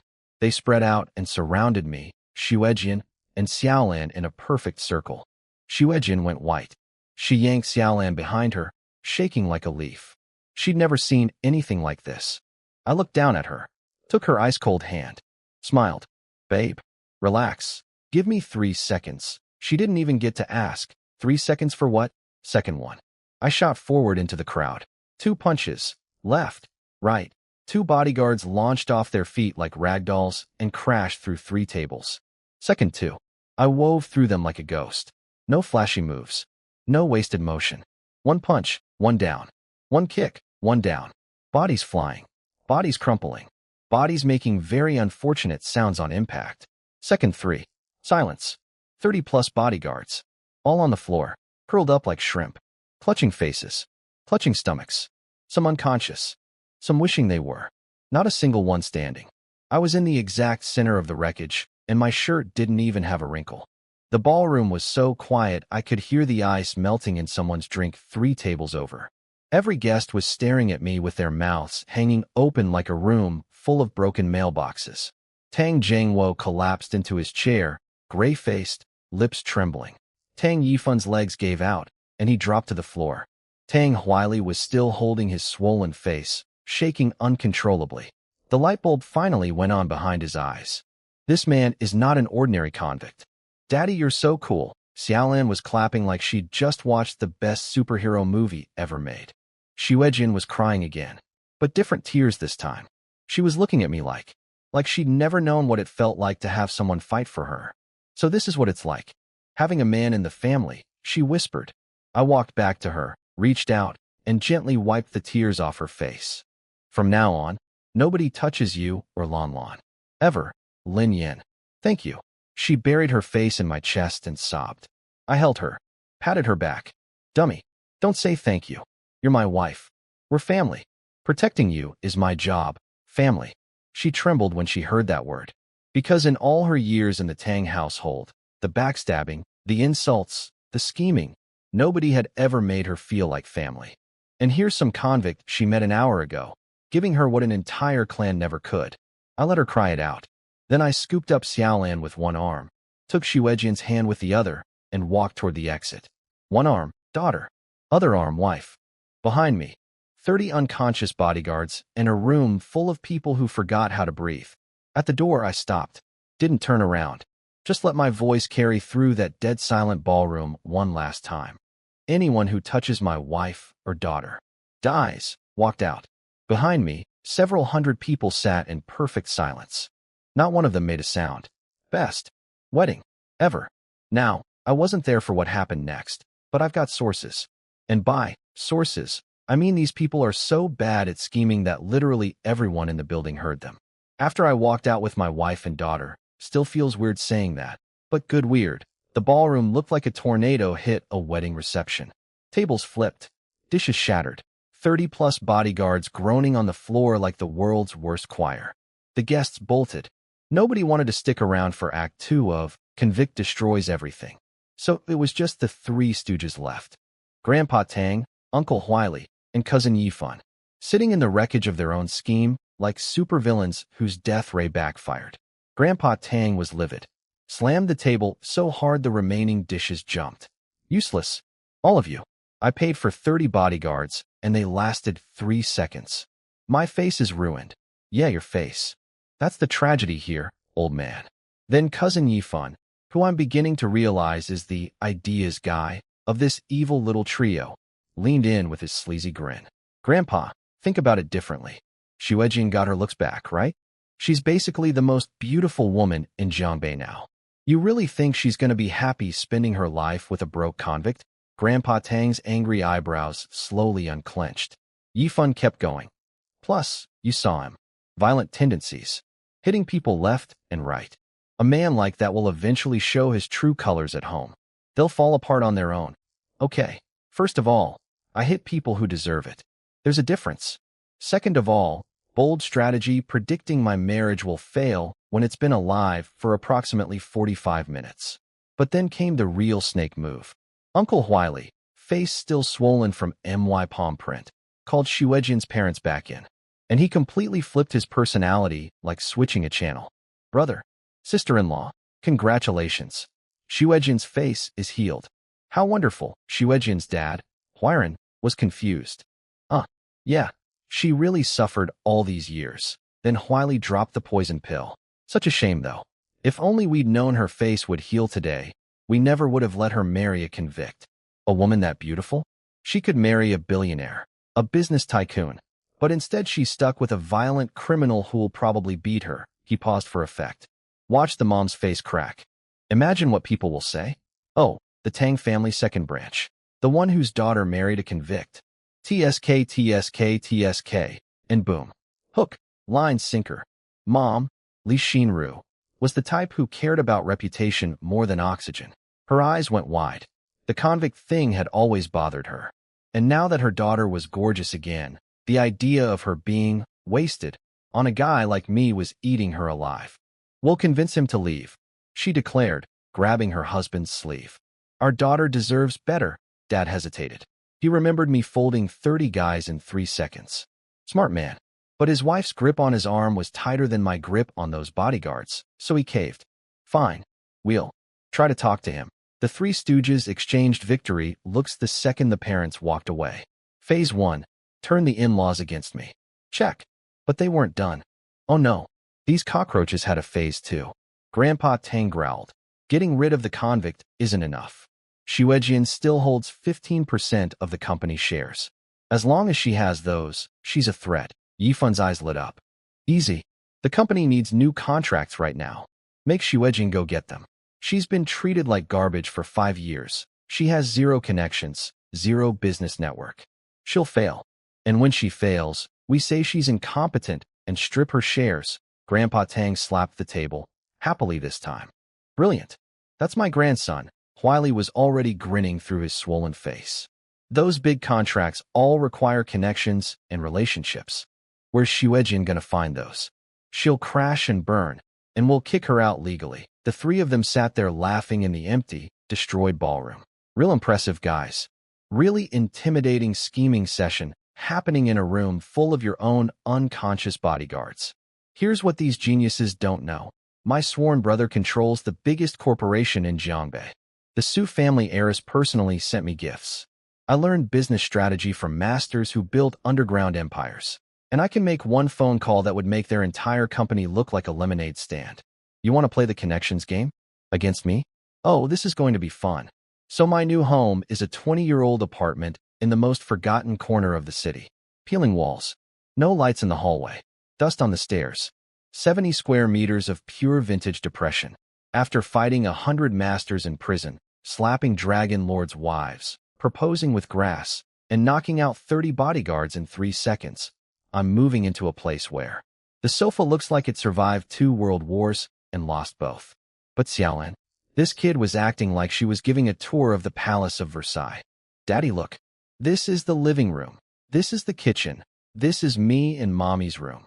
This is Grandma and Grandpa's room. Running from corner to corner, dragging me by the hand, face glowing pink with pure joy.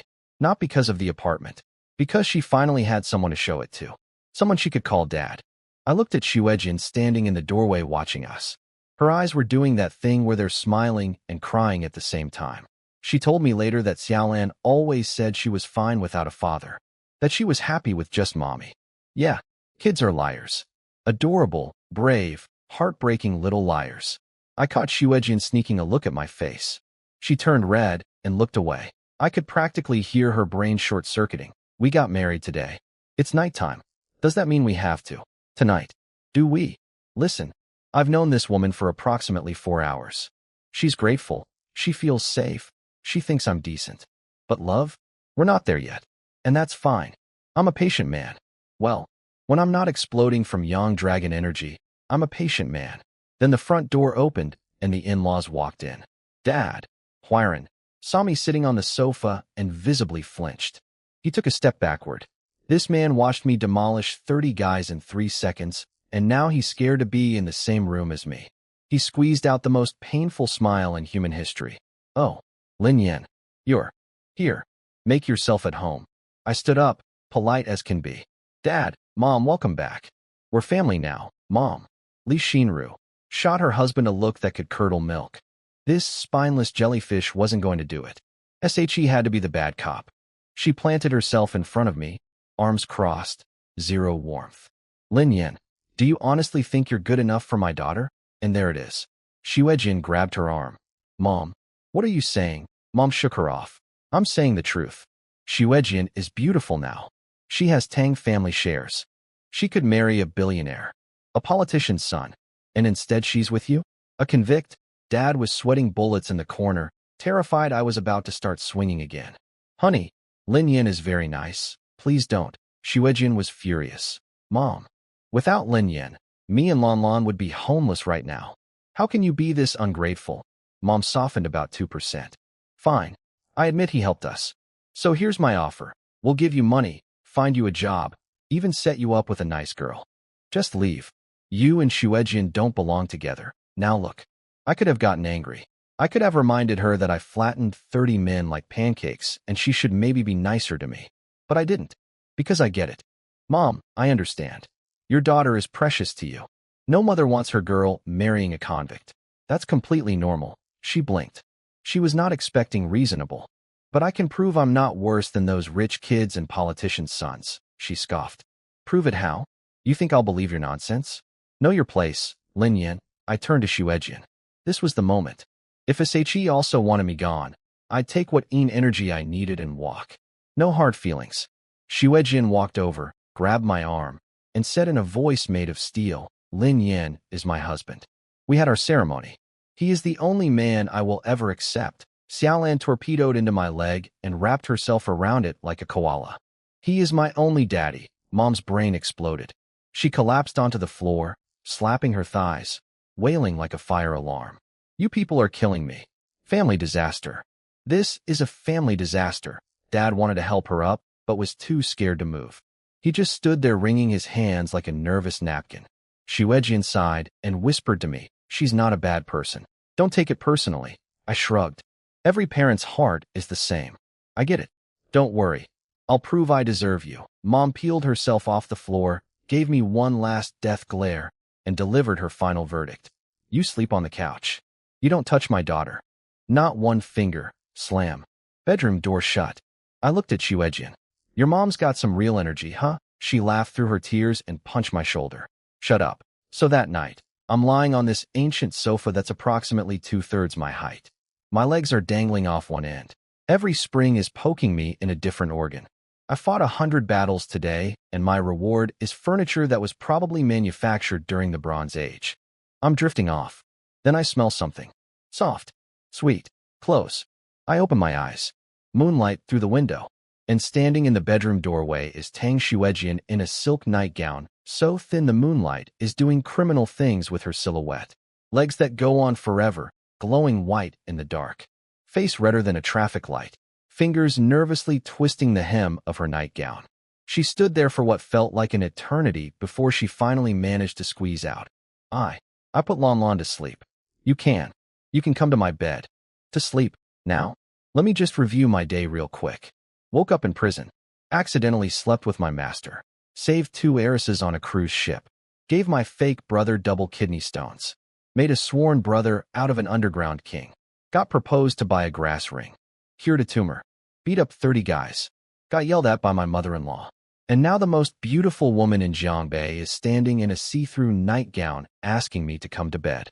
This is either the best day of my life, or I'm still in prison having the world's most elaborate dream. Look, I'm not a saint. I'm not some monk on a mountain who can resist temptation. The most beautiful woman in Jiangbei is standing in front of me in a nightgown that moonlight is using as a suggestion rather than a barrier, asking me to come to bed. My young dragons need her energy. My body needs her. My brain needs her. Every cell in my body is voting yes. Okay, I said. Her face went nuclear red. Then she whispered, "Just be gentle. The kid just fell asleep." I nodded solemnly. I will be the gentlest man who ever lived. I put my arm around her waist. She was shaking like a leaf in a hurricane. This woman has been called a widow and an unwed mother for years, but she's actually never even held a man's hand before tonight. Never dated. Never kissed. Nothing. We were one step from the bedroom door. One step. Lin Yan, what do you think you're doing? I nearly jumped out of my skin. It was the mother-in-law, Li Xinru, lurking in the darkness like a final boss you didn't know was there. My heart rate hit about 200. For one terrifying second, I felt like a teenager caught sneaking out. Then my brain caught up. Wait. I'm married. This is my wife. What exactly am I guilty of? Xiuejian stepped in front of me. Mom, we're married. Making him sleep on the couch is ridiculous. Mom exploded out of her doorway. Hair going in 17 directions. She clearly hadn't slept at all, just been waiting in ambush like a commando. Married? You haven't registered yet. No marriage certificate means you're not legally married. Men and women should maintain proper distance. Touch my daughter and I'll mince you into meat filling. Then she sprinted into the kitchen, yanked open a drawer, and came back holding a cleaver. A full-size Chinese kitchen cleaver, blade gleaming in the moonlight. Her knife grip was actually pretty good, like disturbingly competent. I looked at Xiuejian. Honey, maybe tonight's not the night. Xiuejian grabbed my arm. No, we are husband and wife. We are sleeping in the same bed. She dragged me into the bedroom and shoved me onto the mattress. Mom charged in behind us, ripped a blanket out of the closet, slapped it on the floor right next to the bed, set the cleaver on her pillow, and lay down staring at us with the intensity of a prison searchlight. Go ahead. Sleep. I dare you. Let's see how shameless you can be with me right here. The most beautiful woman in the city is lying 6 inches from me, smelling incredible, wearing almost nothing. And her mother is on the floor between us, clutching a meat cleaver, eyes locked on me like a security camera that runs on rage. The mood was not great. I sighed, closed my eyes, accepted my fate. Then, a tiny warm sensation on my cheek. Xiuejian had lightning kissed me. One quick peck, so fast it was basically illegal. She leaned to my ear. Shoo, don't let Mom know. I fell asleep smiling. Her energy seeped into me all night. Cool, soothing, like ice water on a sunburn. My dragons purred. My body relaxed for the first time in days. This arrangement, the cleaver, the floor camp, the searchlight eyes, lasted several days. Every single night. Mom on the floor, knife within reach, eyes open until dawn. Xuejin was going insane. I was going insane. Even Imam was going insane. She was so sleep-deprived during the day, she could barely function. Finally, she cracked. Lin Yin. Living room. Now, I sat down like a good son-in-law. She cleared her throat with maximum maternal authority. I might let you stay with Xuejin. Maybe, but I need to observe you first. An evaluation period. During this time, you do not enter her room. You do not touch her. Understood. I shook my head. Mom, I appreciate the offer, but I'm a healthy young man with normal needs. She's my wife. You can't seriously expect me to just. She choked on her own argument for a second, then sighed. Fine. I'll allow you to. Find relief. Outside. Just don't bring anyone home. I blinked. Did my mother-in-law just give me permission to cheat? Her logic. She's so convinced Xuejin and I won't last that she doesn't care what I do with other women. She's basically treating our marriage like a temp job. But here's the thing. My 9-dragon pure yang body actually does need more yin energy than one woman can provide. Xuejin alone isn't enough to keep me from exploding. Eventually, I will need other sources.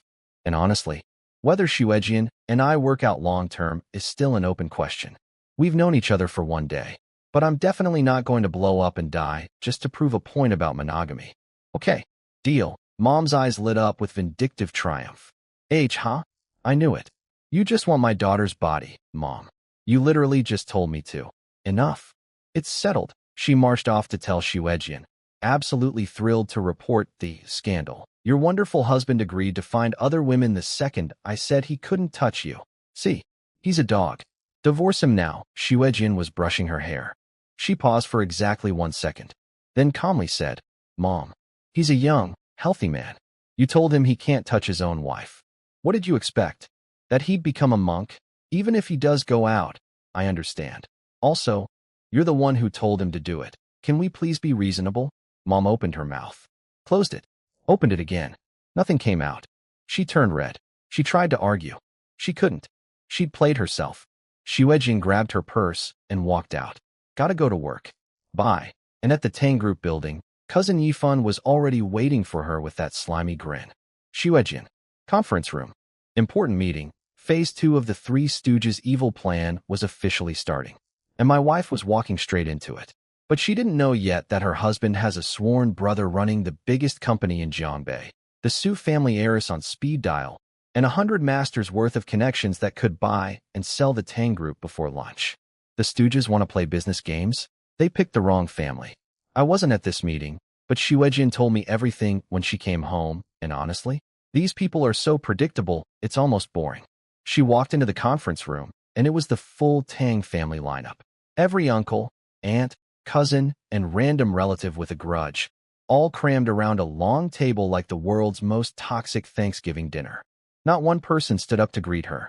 Every pair of eyes was loaded with either mockery, contempt, or the kind of excitement people get when they know someone's about to get destroyed.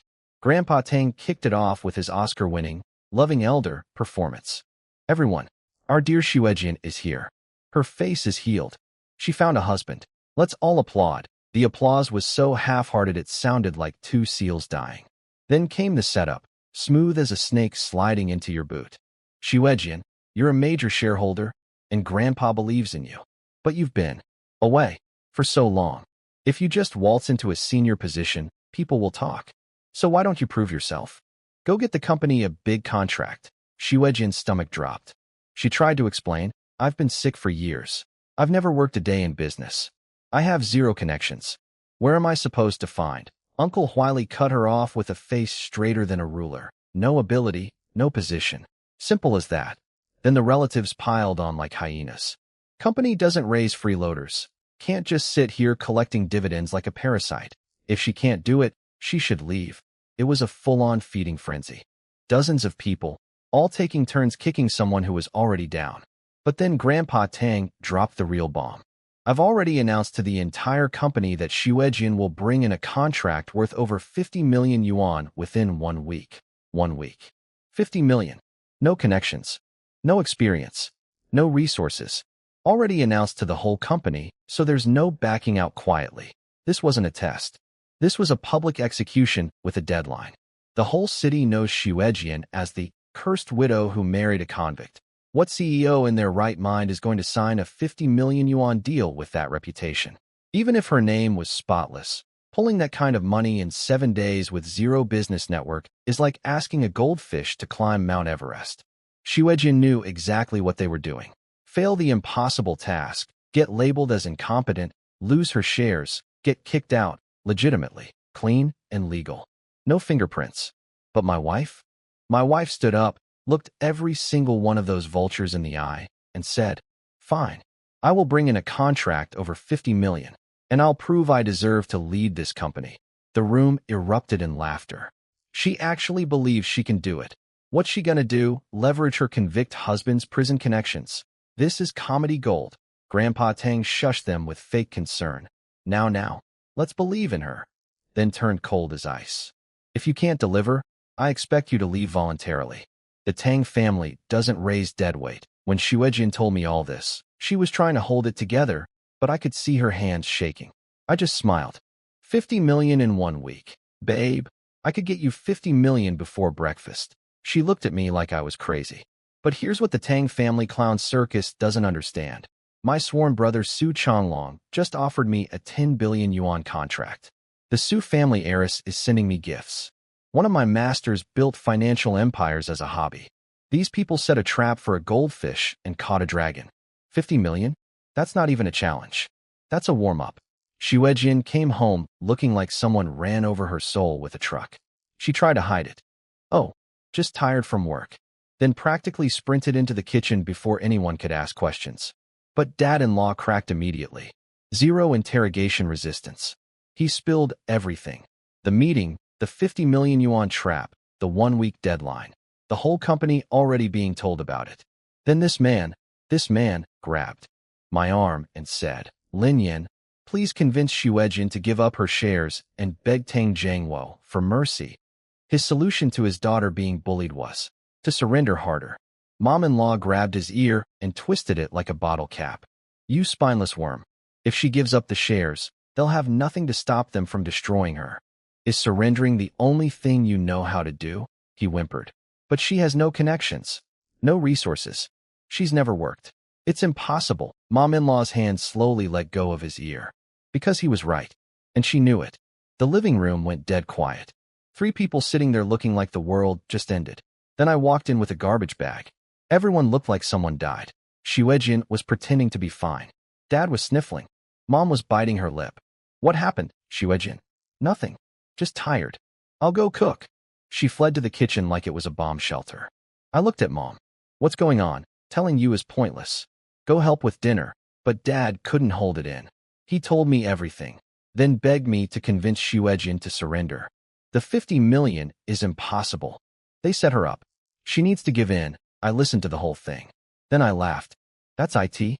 50 million? That's what everyone's crying about. How is that not simple?" Dead silence. Mom gave me an eye roll so massive I'm surprised her eyeballs didn't pop out. 50 million is simple? Do you even hear yourself? At least try to make your lies believable, Dad sighed. Great. Son-in-law is violent and delusional. I stood up. Relax. I'll handle it. Walked out the door. Behind me, Mom's voice. Handle it how?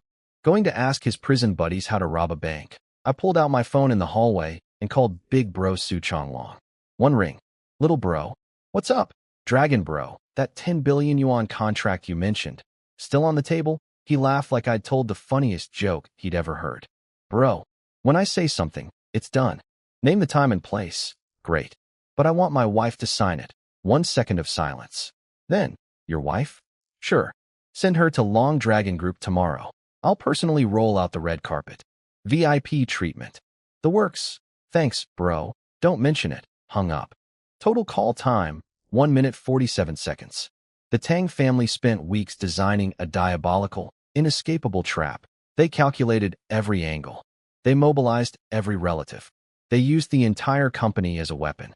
They set an impossible target of 50 million yuan in 7 days. thinking there was no way on earth Shiwejian could pull it off. And I just solved it with one phone call. Oh, and the amount. Not 50 million. 10 billion. 20 times what they asked for. Because why be adequate when you can be ridiculous? I put my phone away and went back inside. Straight to the kitchen. Shiwejian was at the sink, washing vegetables, back to the door. Looked totally normal. But when I got close, I saw her shoulders shaking.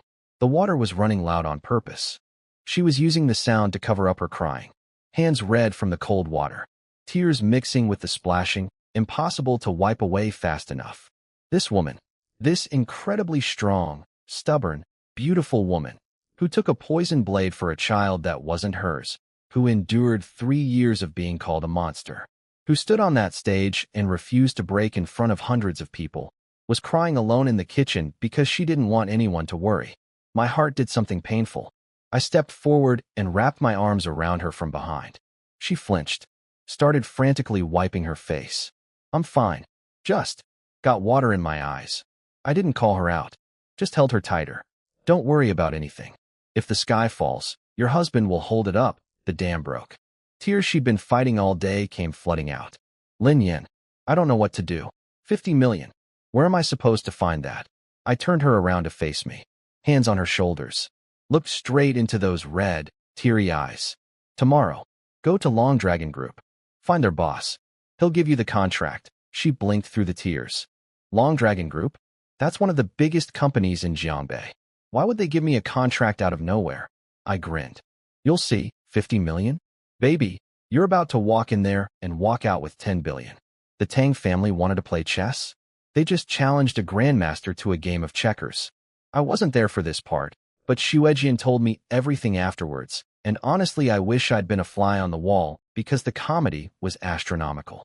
My wife woke up at dawn, put on a washed-out old shirt, tied her hair in a ponytail, grabbed her beat-up shoulder bag, and stood in front of Long Dragon Group's 48-story glass skyscraper, looking like a college student who showed up to the wrong building. She'd been awake all night replaying what I told her, and every single time she reached the same conclusion. This is insane. This can't work. I'm going to embarrass myself. But she went anyway, because she had nowhere else to go. She walked into the lobby, marble floors, crystal chandeliers, suits everywhere, and before she could even reach the front desk, a voice sliced through the air like nails on a chalkboard. Well, well, well. If it isn't my dear cousin, Tang Yifan, standing there with 2 goons, arms crossed, grinning like the world's most punchable human being. What are you doing here?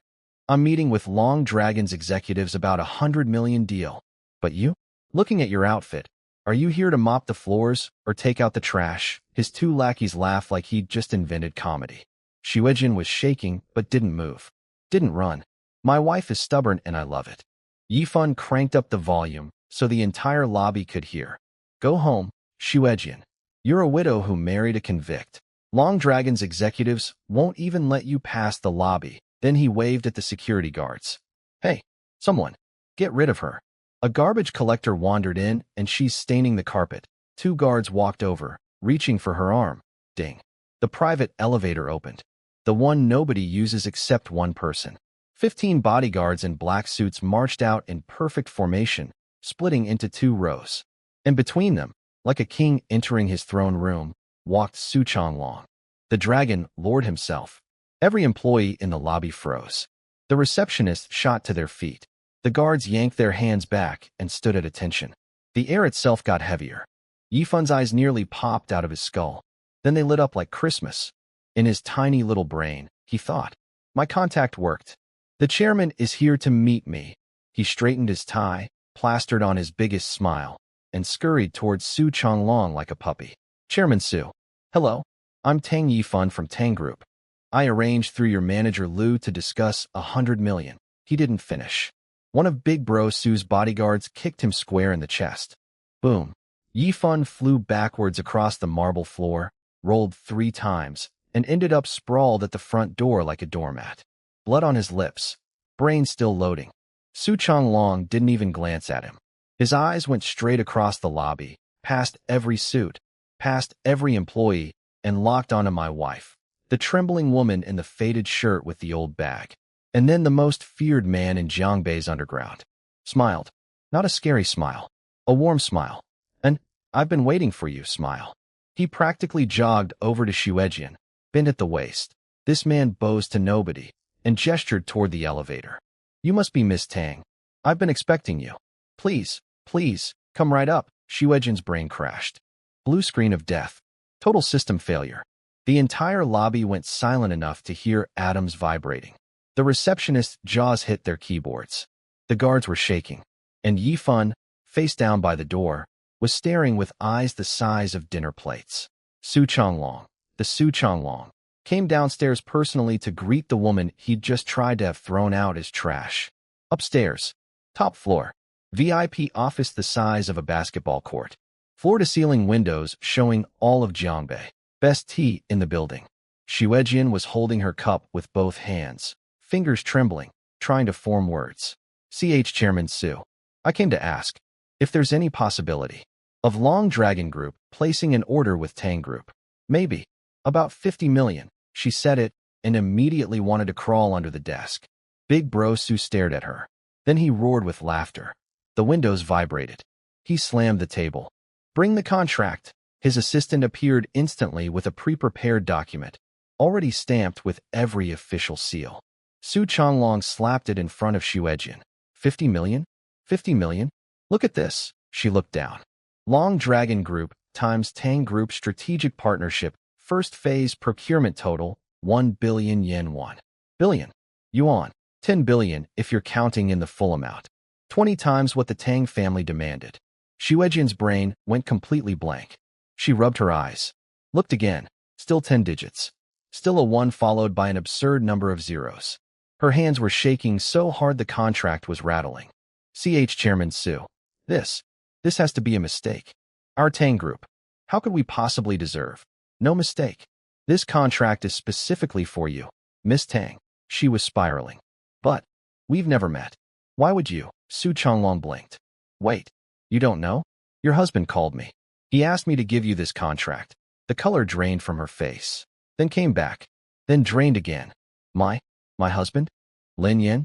Big Bro Su walked to the window, hands behind his back, looking out over the city skyline. His voice went quiet. Respectful. Almost reverent. Miss Tang, you have no idea what kind of man you married. You didn't marry a convict. You married a dragon. Meanwhile, I was back at the apartment, sitting on that terrible sofa, eating instant noodles, watching cartoons with Xiaolan. 50 million? 1 phone call. 2 minutes. Problem solved. But I bumped it to 1 billion because honestly, when my wife walks back into that Tang family conference room and drops a contract worth 20 times their pathetic little challenge, I want to see the look on their faces. And I want it to be devastating. Xuejian walked back into the Tang Group conference room, and it was exactly the setup you'd expect. Grandpa Tang in his throne, sipping tea like a king. Uncle Huili with his legs crossed, smirking. A dozen relatives scattered around, scrolling phones, whispering, all wearing the same face. Let's watch this loser crawl back and beg. Huili fired first. So, Xuejian, how'd it go? Got that 50 million yet? Grandpa Tang set down his tea with theatrical gentleness. It's okay, sweetie. Nobody blames you. If you couldn't get it, just hand over your shares and slam. Xuejian pulled a document out of her bag and slapped it on the table so hard Grandpa Tang's tea lid rattled. Long Dragon Group. Strategic partnership with Tang Group. First phase procurement. She paused. 1 billion yuan. 3 seconds of silence. Then the room detonated. Huili launched out of his chair, snatched the contract, and the color drained from his face like someone pulled a plug. T10. 1 billion. Every relative in the room craned their necks like meerkats. Eyes bulging. Mouths open. Brain cells dying. Grandpa Tang grabbed the contract, scanned it, and went straight to denial. You forged Long Dragon's official seal. That's a crime. I'll call the police. Huili backed him up instantly. Obviously fake. Long Dragon giving you 1 billion? In what universe? My wife, cool as ice, pulled out her phone, dialed Long Dragon Group's main line, and put it on speaker. Hello, Long Dragon Group. Hi. This Tang Xuejian from Tang Group. Could you confirm whether Strategic Cooperation Agreement number LCQ 2026-0418 is authentic? 1 moment, please. 15 seconds of silence, so thick you could chew it. Miss Tang. Yes. This agreement was personally signed by Chairman Su this morning and has been registered in our system. Is there anything else? Click. The meeting room became a morgue. Grandpa Tang was cycling through colors like a broken traffic light. Huali's mouth was stuck open in permanent buffering mode. Every relative was staring at the floor like it owed them money. Xuejian put her phone away, walked to the door, and without turning around said, "The contract's on the table. Take your time reading it. I've got another meeting with Chairman Su tomorrow to discuss details." Click, click, click.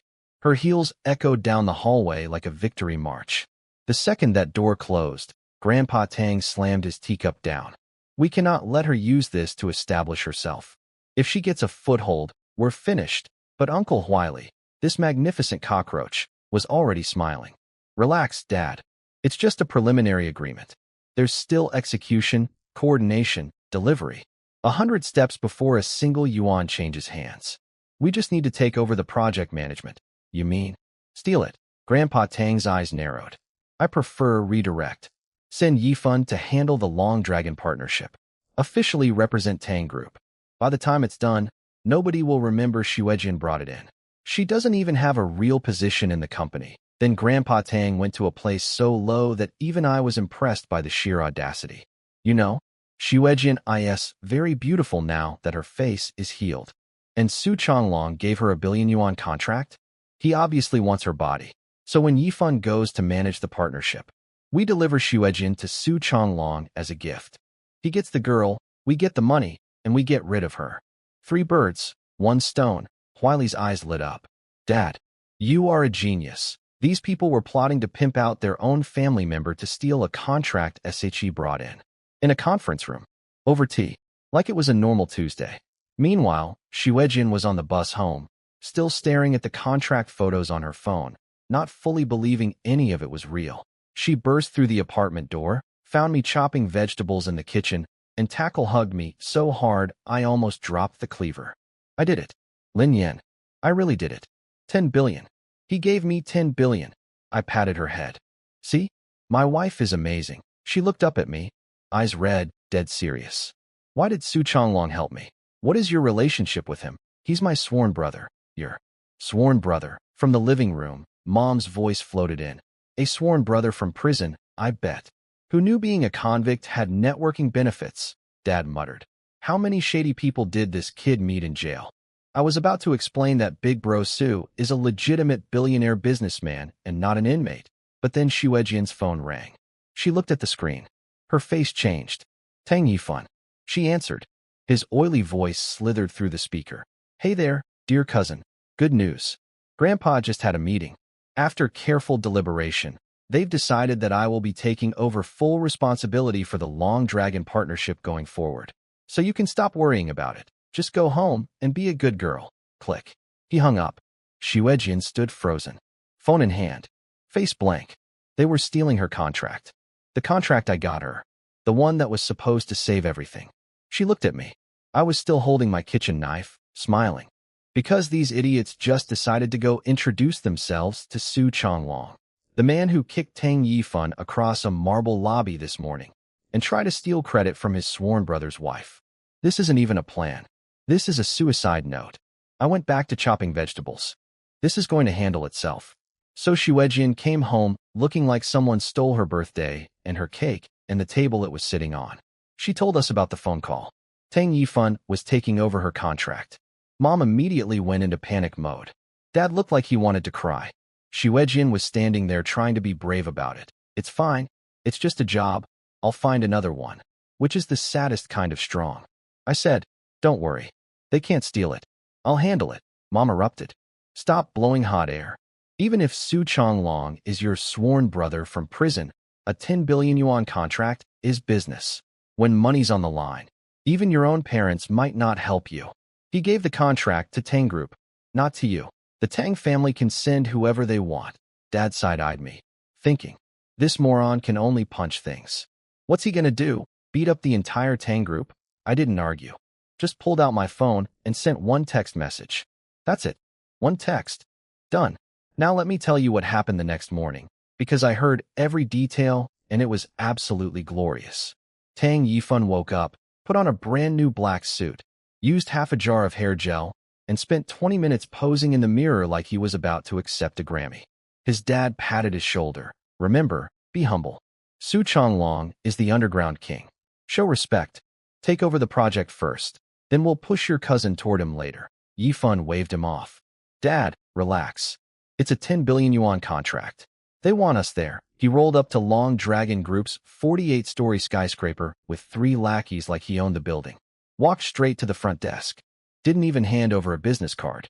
Just leaned on the counter and said, Tang Group. Tang Yifan.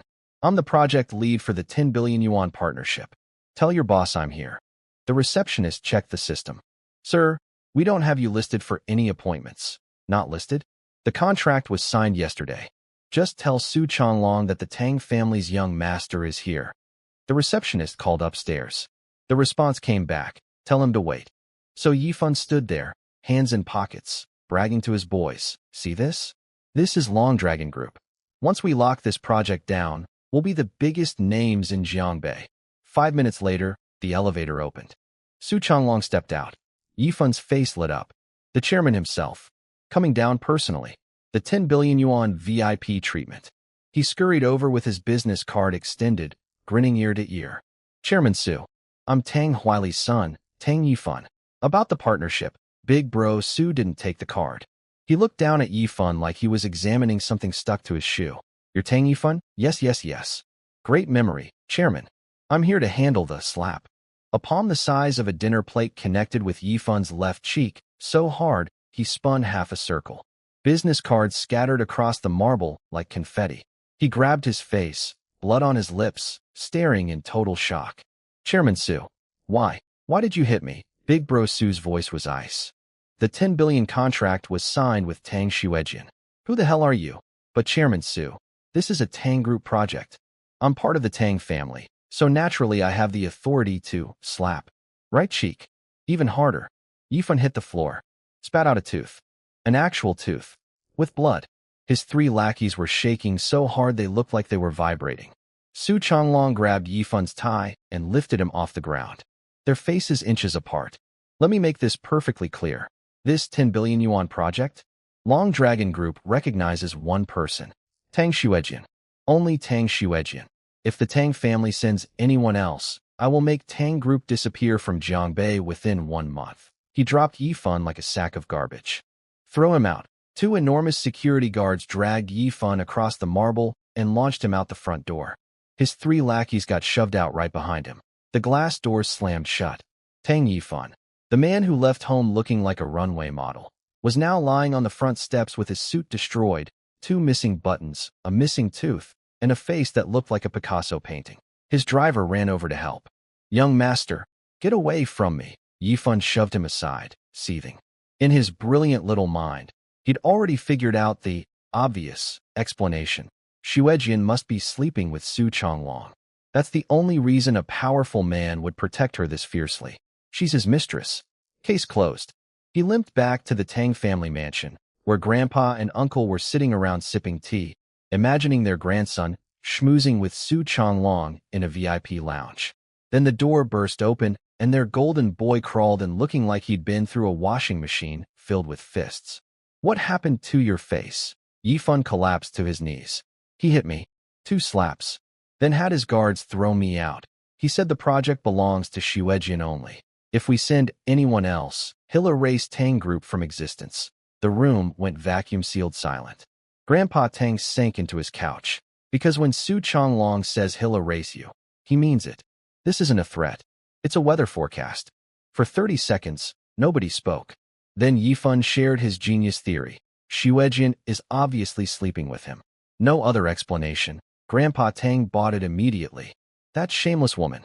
Trading her body for contracts. And then, these masterminds hatched their greatest plan yet. Are you ready? Because this is so stupid it wraps around and becomes almost impressive. Grandpa Tang said, Yifan, you know that AI face swap technology? Get someone to put Xuejian and Su Changlong's faces into a certain type of video. Then send it to Lin Yan's phone. Yifan blinked. Send it to Lin Yan? Grandpa Tang grinned like a cartoon villain. Think about it. Lin Yan is a violent convict. If he sees a video of his wife being intimate with another man, what do you think he'll do? He'll beat her to death. Exactly. Even if she survives, we get Lin Yin arrested for assault. Without his protection, we kick Xuejin out whenever we want. And Su Changlong, he'll get bored of her in a week. The contract stays with Tang Group either way. Yi Fun's eyes sparkled. Grandpa, you're a genius. Let me just take a moment to appreciate this plan. They're going to send a deep-fake video of my wife. To me. To a guy who learned medicine from 100 masters. Who can tell if someone's a virgin from their pulse? Who has been personally trained in every form of deception detection known to mankind? Whose teachers include the world's foremost AI expert? They're going to try to fool me. With a deepfake. These people don't just bring a knife to a gunfight. They bring a spoon to a nuclear war. I almost feel bad for them. Almost. Next morning, I'm making breakfast for Xuejin when Big Bro Su calls. Little bro. Lunch. Noon. Dragon restaurant. I booked a private room. Be there. This man's voice could shatter windows through a phone screen. Sure, bro. Xuejin peeked out of the bedroom. Who was that? Your big brother-in-law. Wants to buy me lunch. She hesitated. What about the contract? I put a fried egg in front of her and ruffled her hair. Relax. Dragon Bro's word is iron. Nobody's stealing your contract. Now eat. She blushed, sat down, and ate her egg like a good wife. At noon I walked into the VIP room, and Big Bro had gone full feast mode. An entire roasted lamb was on the table. This man doesn't do things by halves. Sit. SIT. He shoved me into the head seat and immediately got down to business.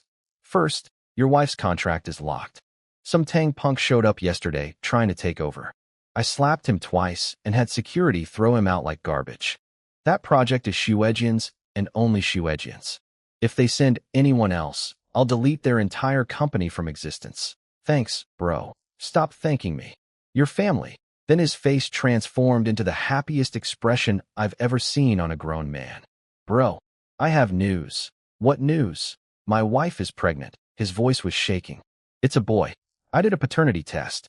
100% mine. This 50-year-old underground king, the man who makes all of Jiangbei tremble, had tears in his eyes. 3 generations of only sons. Spent years unknowingly raising 3 kids that weren't his. Wore a green hat so big it could shade a parking lot. And now, thanks to 1 silver needle and 30 seconds of my time, he finally has his own flesh and blood. Congrats, Dragon Bro. This calls for a drink. We clinked glasses and he downed his in 1 gulp, then burped loud enough to register on a seismograph. Then the door opened, and the mood changed fast. 5 or 6 young guys stumbled in looking like they'd been fed through a wood chipper. Bandaged arms. Gauze-wrapped heads. Black eyes. One was limping. The leader, a crew-cut muscular dude, had his entire torso wrapped in bandages and was hunched over from broken ribs. D-Dragon Bro, we lost again. 15 of us rushed him. Couldn't even handle 1 punch. Big Bro's face went dark. After shooing them out, he explained. The 4 Seas Trading Company. Southern outfit. Been moving into Jiangbei for 6 months, stealing my dock operations. They've already grabbed 30% of the market. Normally, Southern boys can't compete up here. But they found themselves a fighter. I raised an eyebrow. How good? You know my bodyguard Lung Feng. National free fighting champion. Their guy knocked him out with 1 punch. 1. Lung Feng didn't even touch the man's sleeve. 15 guys rushed him at once, all down. I've got 200 fighters, and they're useless against this 1 person. Tonight, Forsees challenged me to a fight at Yinchi Lake. Winner takes all. If I lose, I hand over every dock operation I own. 1 punch to take out a national champion. 15 guys dropped simultaneously. Sounds like an internal energy practitioner. Someone who can channel chi through their fists. To normal people, that's terrifying. To me, that's a guy who learned 1 cool trick. Bro, you gave me a 10 billion yuan contract and we're sworn brothers. Your problems are my problems. I'm coming tonight. Big Bro waved his hands frantically. No, no, no. Tonight's fight is real. Blood will be spilled. You can come watch, but absolutely no helping. I can't let you get hurt. I didn't argue. He clearly thought I was just a 20-year-old kid who maybe won a couple schoolyard scraps.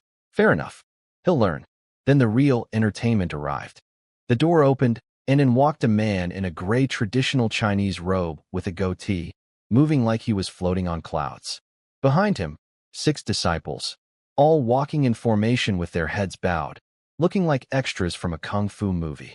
Xu Changlong jumped up like a fan meeting his idol. Master Feng, welcome. Please sit. This was Feng Jinyue, owner of the Jinyue martial arts school, supposedly the #1 fighter in Jiangbei's martial arts world. And his attitude matched. The man had more swagger than Big Bro Su, and Big Bro literally runs the criminal underworld. Feng Jinyue sat down like he owned the restaurant. Big Bro introduced us. Master Feng, this is my sworn brother Lin Yan. He wants to come watch tonight.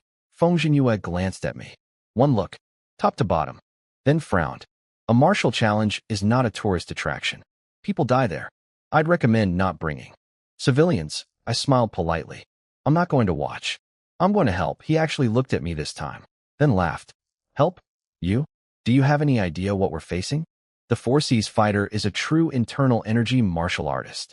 You'd be walking to your own funeral. His 6 disciples puffed up their chests like I'd just insulted their mother. Big Bro smoothed things over. He'll stay in the back, Master Feng. Don't worry about him. Then Bro asked what internal energy actually means, and Lung Feng, the national champion bodyguard who was sitting quietly in the corner, explained. Internal energy practitioners merge their qi with their physical body.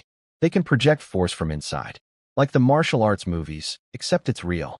A leaf could be a weapon in their hands. Last time I fought the 4C's guy, his fist was still 10 centimeters from my chest when I got blasted backwards. I couldn't even get close. We're not fighting on the same plane of existence. He unconsciously rubbed his chest. The national champion was genuinely traumatized. Big Bro looked worried. So if they have an internal energy fighter, we have no chance. Feng Jinyue smiled. He picked up his white porcelain teacup. Slowly, very slowly, he ran his index finger along the side. One smooth line. Click. The teacup split perfectly in half. Cut surface smooth as a mirror. No cracks. No fragments. The tea was still gently sloshing in one half. The room went dead silent. That's internal energy. Big Bro's eyes were the size of golf balls. Lung Feng broke into a cold sweat. If that finger touched a person.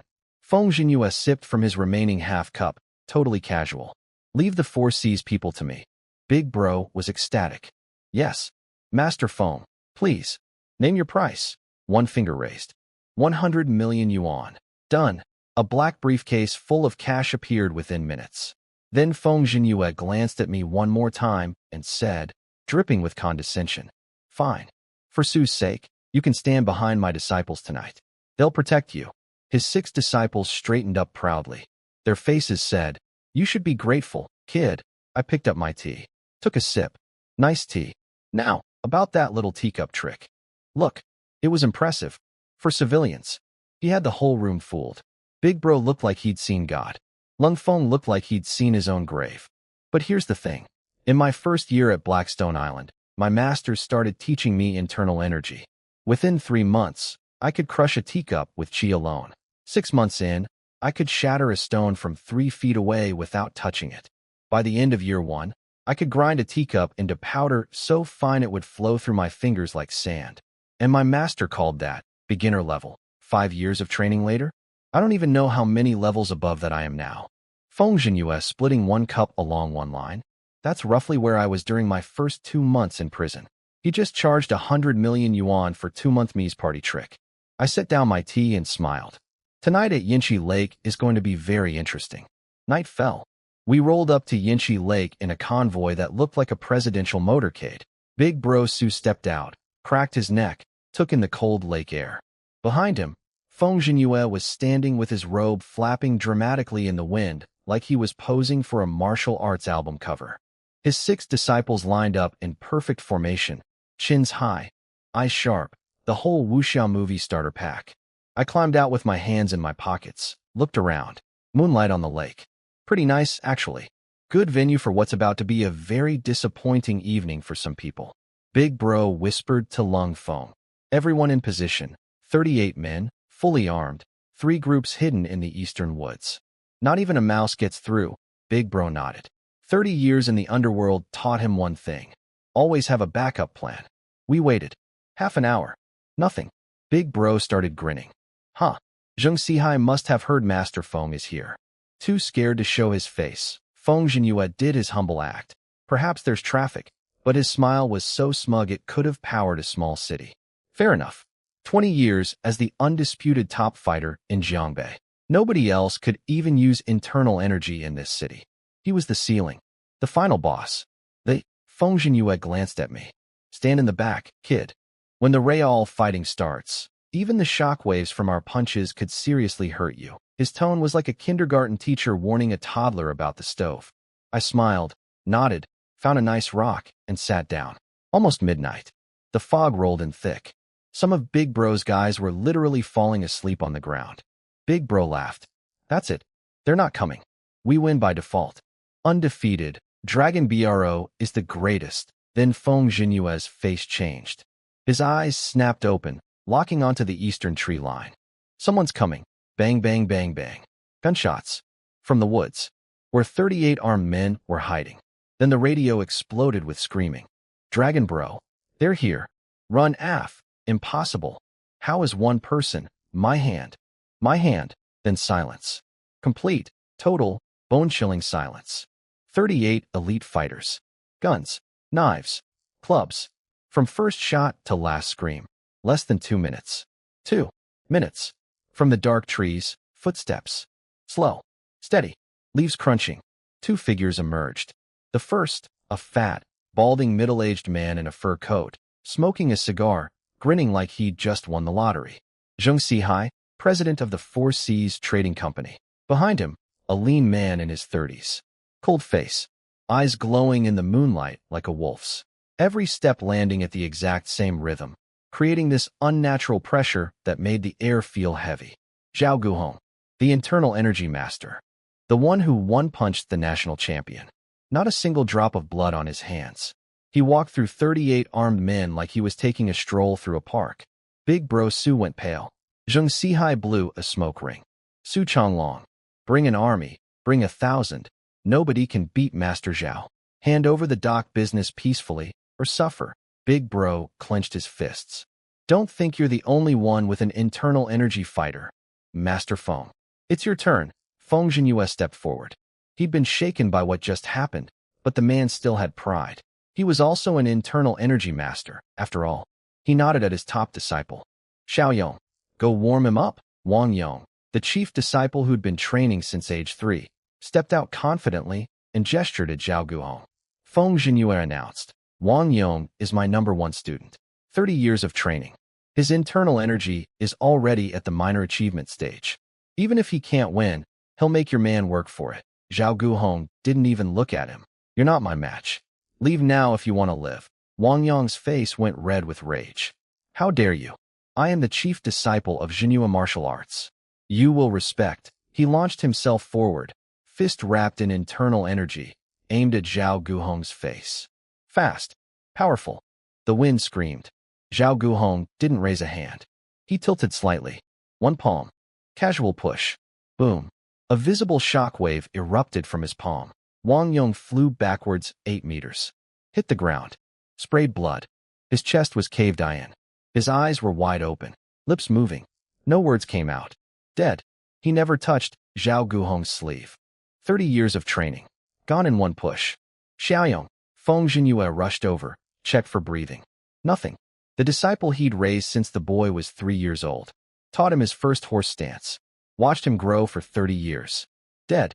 Feng Jinyue's hands were trembling. Who's next? Zhao Guhong asked, like he was ordering coffee. Feng Jinyue stood up. His student just died. He had to fight. Impressive. Where did you train? Dead men don't need answers. Arrogant. Feng Jinyue exploded. Full internal energy. The ground beneath him cracked and shattered. He became a blur, launching at Zhao Guhong like a missile. 2 internal energy masters collided, and the air itself detonated. The ground cracked in a radius of several meters. Lake water blasted upward in a wall of spray. Lung Feng's legs were jelly. Big Bro was sweating waterfalls. 30 years of gang wars, and he'd never seen anything like this. After tonight, Big Bro thought, I need to find an internal energy fighter of my own, or I'm a dead man walking. He didn't finish the thought, because it was already over. 30 seconds. That's all it took. Feng Jinyue spat a fountain of blood, flew backwards, and crashed to one knee. His left arm was dangling at an angle that arms are not supposed to dangle at. Broken. Shattered. 100 million yuan. 30 seconds. Total defeat. Zhao Guhong hadn't broken a sweat. You stayed in this backwater city fighting weaklings like a frog in a well. How could your skills ever improve? My master is a transformation realm practitioner. He brought me across the country to fight life or death battles against true warriors. That is how you advance. You could never beat me even without internal energy. Feng Jinyue knelt in the mud, soaked in his own blood, and closed his eyes. You're right. I was too arrogant. Leave now. I'll spare your life since martial arts training is not easy. Big Bro grabbed Feng Jinyue's shoulder. Master Feng, you can't leave. Without you, I'm dead. Feng Jinyue shook his head weakly. Whether I stay or go, it doesn't matter. I couldn't last 1 minute. What do you think I can do? But he still turned and bowed to Zhao Guhong. Master Zhao, on my behalf, please spare Mr. Su. We surrender. Big Bro dropped to his knees instantly. We surrender. Take all the dock businesses. All of them. Just let me live, the most powerful man in Jiangbei's underworld. Forehead in the mud. Begging. Because his new wife was pregnant with his first biological child. He couldn't die here. Zheng Sihai laughed so hard his cigar almost fell out. Surrender now? Too late. You came to fight. You should be ready to die. Master Zhao, kill him. Zhao Guhong raised his right hand. Internal energy swirled around his palm like a visible aura. Feng Jinyue, half dead on the ground, sighed internally. This is the end of Long Dragon Group. Lung Feng was shaking uncontrollably. Fists clenched. Helpless. Finished. All finished. Then, from the very back of the crowd, a lazy voice drifted through the cold night air. Big Bro, why are you begging him? Just let your little brother kill him for you. Every head turned. I stood up from my rock, brushed off my pants, and cracked my neck. Showtime. Every head turned to look at me. I was strolling out from the back, hands in my pockets, taking my sweet time.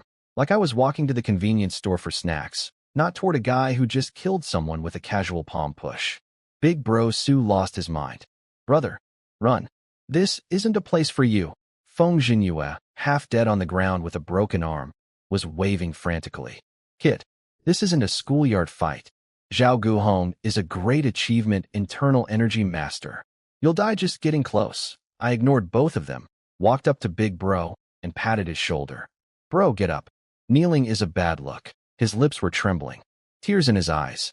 Brother, please run. You don't understand what this man is. I smiled, stood up straight, and turned to face Zhao Guhong. Zheng Sihai, the fat cigar guy, burst out laughing so hard his belly was jiggling like jelly. Ha ha ha. Su Changlong, you're so desperate you're sending a child to save you? This is the funniest thing I've ever seen. Zhao Guhong frowned slightly. He scanned me. Checked my breathing. My qi. My energy signature. Nothing. Absolutely nothing. To him, I read as a completely ordinary young man. Zero martial arts training detected. In his eyes, I was an ant that voluntarily crawled under his boot. Leave, he said. One word. Cold as deep space. You're not worth my effort. I tilted my head and grinned. Funny.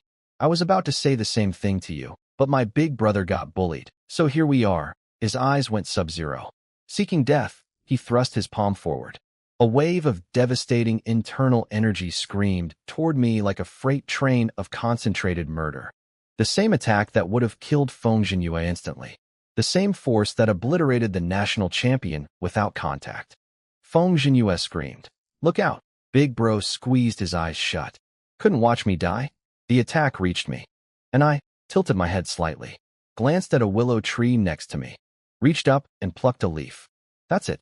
That wall of internal energy, enough to shatter a boulder, hit the space about 1 foot from my body and just dissolved. Like mist hitting a mountain. Not deflected. Not blocked. Simply erased. It didn't even ruffle my hair. Zheng Sihai stopped laughing.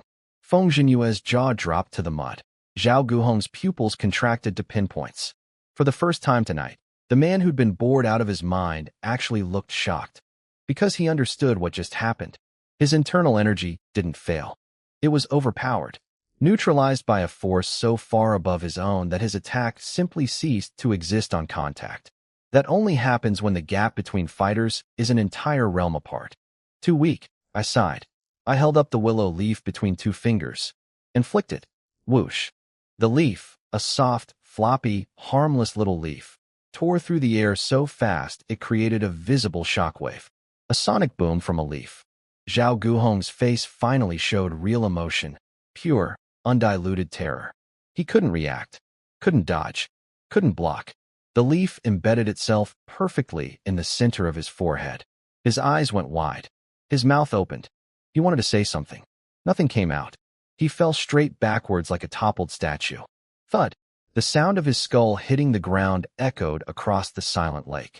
Zhao Guhong, the unbeatable internal energy master who annihilated 38 armed men, killed a 30-year veteran disciple with a casual push, and broke the #1 fighter in Jiangbei in 30 seconds, was dead, killed by a leaf.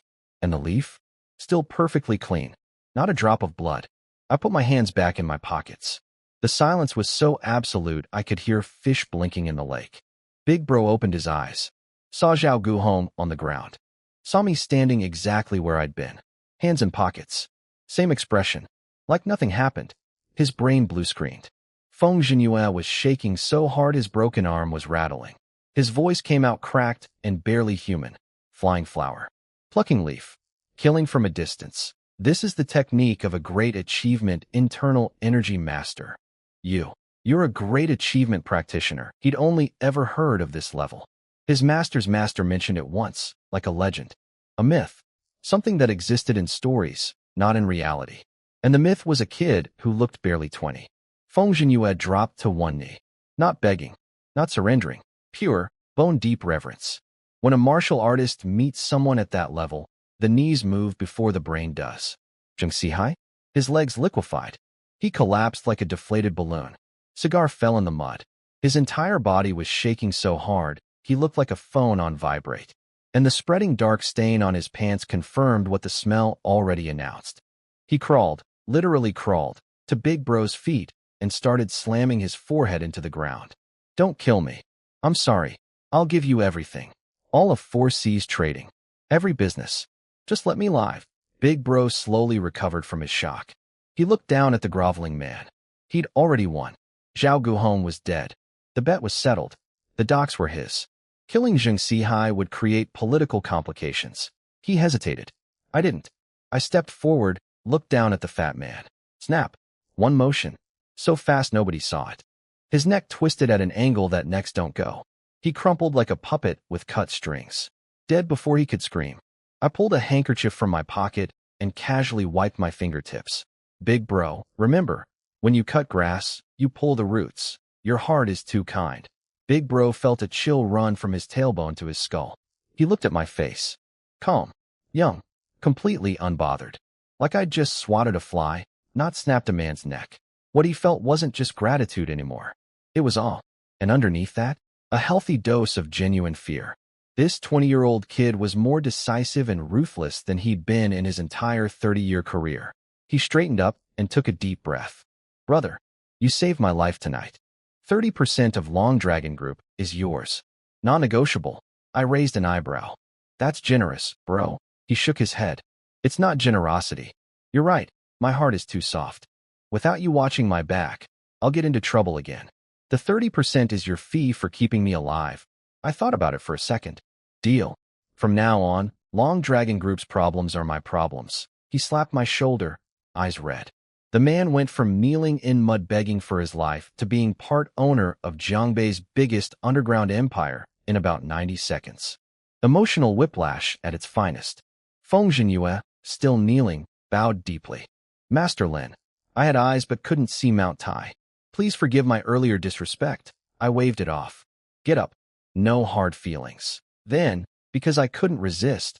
By the way, the 7th form of your technique? Your power release point is wrong. You're channeling through the Qihai acupoint when it should go through the Shanzhou. Fix that, and you'll break through your bottleneck within 3 months. He froze. 20+ years he'd been stuck on that problem. 2 decades of frustration. And I solved it with one sentence delivered like I was recommending a restaurant. His eyes welled up. He bowed, so deep his forehead touched the ground. Thank you, Master Lin, I yawned. Bro, clean up the mess. I'm tired. Going home to sleep. I walked toward the parking lot, hands in pockets, disappearing into the night. Behind me, Big Bro looked at the two corpses, the kneeling martial arts master and his army of traumatized subordinates. Then he said, "Everyone, mouths shut. What happened tonight stays here. Anyone talks, and you answer to me." Meanwhile, I was already in the car thinking about whether Xuejin saved me any dinner. Being the world's most overpowered martial arts god is exhausting work. But at least I got 30% of a billion-dollar company out of it. Not bad for an after-dinner walk. I got home at 2 in the morning smelling like lake water and dead people. The second I opened the door, "Lin Yen, so you finally decided to come home, mom-in-law. Bathrobe, hands on hips, full attack mode. Do you know what time it is? Out all night doing God knows what. A grown man with 2 working hands and you can't find a real job? Xuejin married you and it's the worst luck of 8 lifetimes." I smiled, took off my shoes, and didn't say a word. Argue with the mother-in-law? I just killed 2 people with a leaf and a neck snap. I know which battles to pick. Then I smelled something beautiful. Instant noodles. The kitchen light was on. Xuejin came out wearing an apron, carrying a steaming bowl. On top, a perfectly fried egg, golden and gorgeous. Sliced braised beef arranged neatly on the side. "Eat something before you rest," she said quietly, not looking at me, ears turning pink. I grinned. "You even fried me an egg?" she whispered. "Didn't want you coming home hungry." Before I could sit down, a tiny pink missile launched from the bedroom. Xiaolan in her little nightgown, hair going in every direction, clutching a chicken leg. "Daddy, you're home." She tiptoed up and carefully placed the chicken leg in my bowl. "I saved this for you. Grandma doesn't know. Eat it fast." I looked at that cold chicken leg sitting in my instant noodles. A secret gift from a 5-year-old who thinks I'm her hero. Something in my chest did something very inconvenient. "Lon Lon is the best girl. Come here." I scooped her up and kissed her cheek with a big, loud MWH. She giggled and wrapped her arms around my neck. Mom-in-law watched this from the hallway, opened her mouth, closed it, said nothing, went, humph, and shuffled back to bed. She'd never admit it, but she knew. Xiaolan had been a completely different kid since I showed up. Brighter, louder, happier. I set Xiaolan on the chair next to me and started inhaling the noodles. Xuejin sat across the table, chin on her hand, watching me eat with the tiniest smile on her face. Wife's instant noodles. Daughter's cold chicken leg. Not fancy, not expensive. Best meal of my entire life. This is what a home feels like. Halfway through the bowl, I put down my chopsticks and looked at Xuejin seriously. "Xuejin, HM, if I told you I never committed a crime, that I was framed, would you believe me?" She looked up, met my eyes, saw that I wasn't joking for once. Without hesitation, "I believe you." Xiaolan shot her hand up from her chair like she was answering a question in class. "Daddy, I believe you too. You protect mommy, so you must be a good person. The biggest, most super-duper good person in the whole universe." She spread her arms as wide as they'd go to show exactly how good, nearly toppled off her chair, and I had to catch her and kiss her face again. Then she tilted her head at Xuejin. "Mommy, how come Daddy doesn't kiss you?" Xuejin's face went from 0 to tomato in 0.3 seconds. What are you saying? Go to bed." Xiaolan pouted and scampered off. Xuejin sat there, sneaking little glances at me, then looking away. She wanted that kiss. I could read it on her face like a billboard. I knew. She knew I knew. But she couldn't say it. I finished the noodles in silence. She stood up to clear the bowl, leaning forward to reach. "My lips are greasy right now." She froze. Next time, her face turned red from her cheeks all the way down to her neck. She grabbed the bowl and speed-walked into the kitchen. But I saw it. That smile. Even bigger than before. And from the kitchen, through the sound of running water, I could hear her trying very hard not to giggle. I leaned back in my chair, watching her silhouette move around the kitchen, and smiled. "Yeah, this is good. This life is really, really good." Next morning, Xuejin dropped Xiaolan at kindergarten and was walking back to our apartment when a black Maybach screeched to a stop in front of her. Big Bro Sue jumped out like a golden retriever who'd spotted his favorite person. Sister-in-law, he was grinning. This terrifying underground king looked like a door-to-door salesman who just won Employee of the Month. "Chairman Sue, what are you doing here?" He pulled out a document folder and presented it with both hands. "Brought you the updated contract. This version is in your name personally. Nothing to do with Tang Group. It's your contract Yours alone. Shuejin opened it. Her eyes nearly left her skull. Chairman Su. This says 20 billion? Wasn't it 10 billion? Big Bro waved his hand like it was nothing.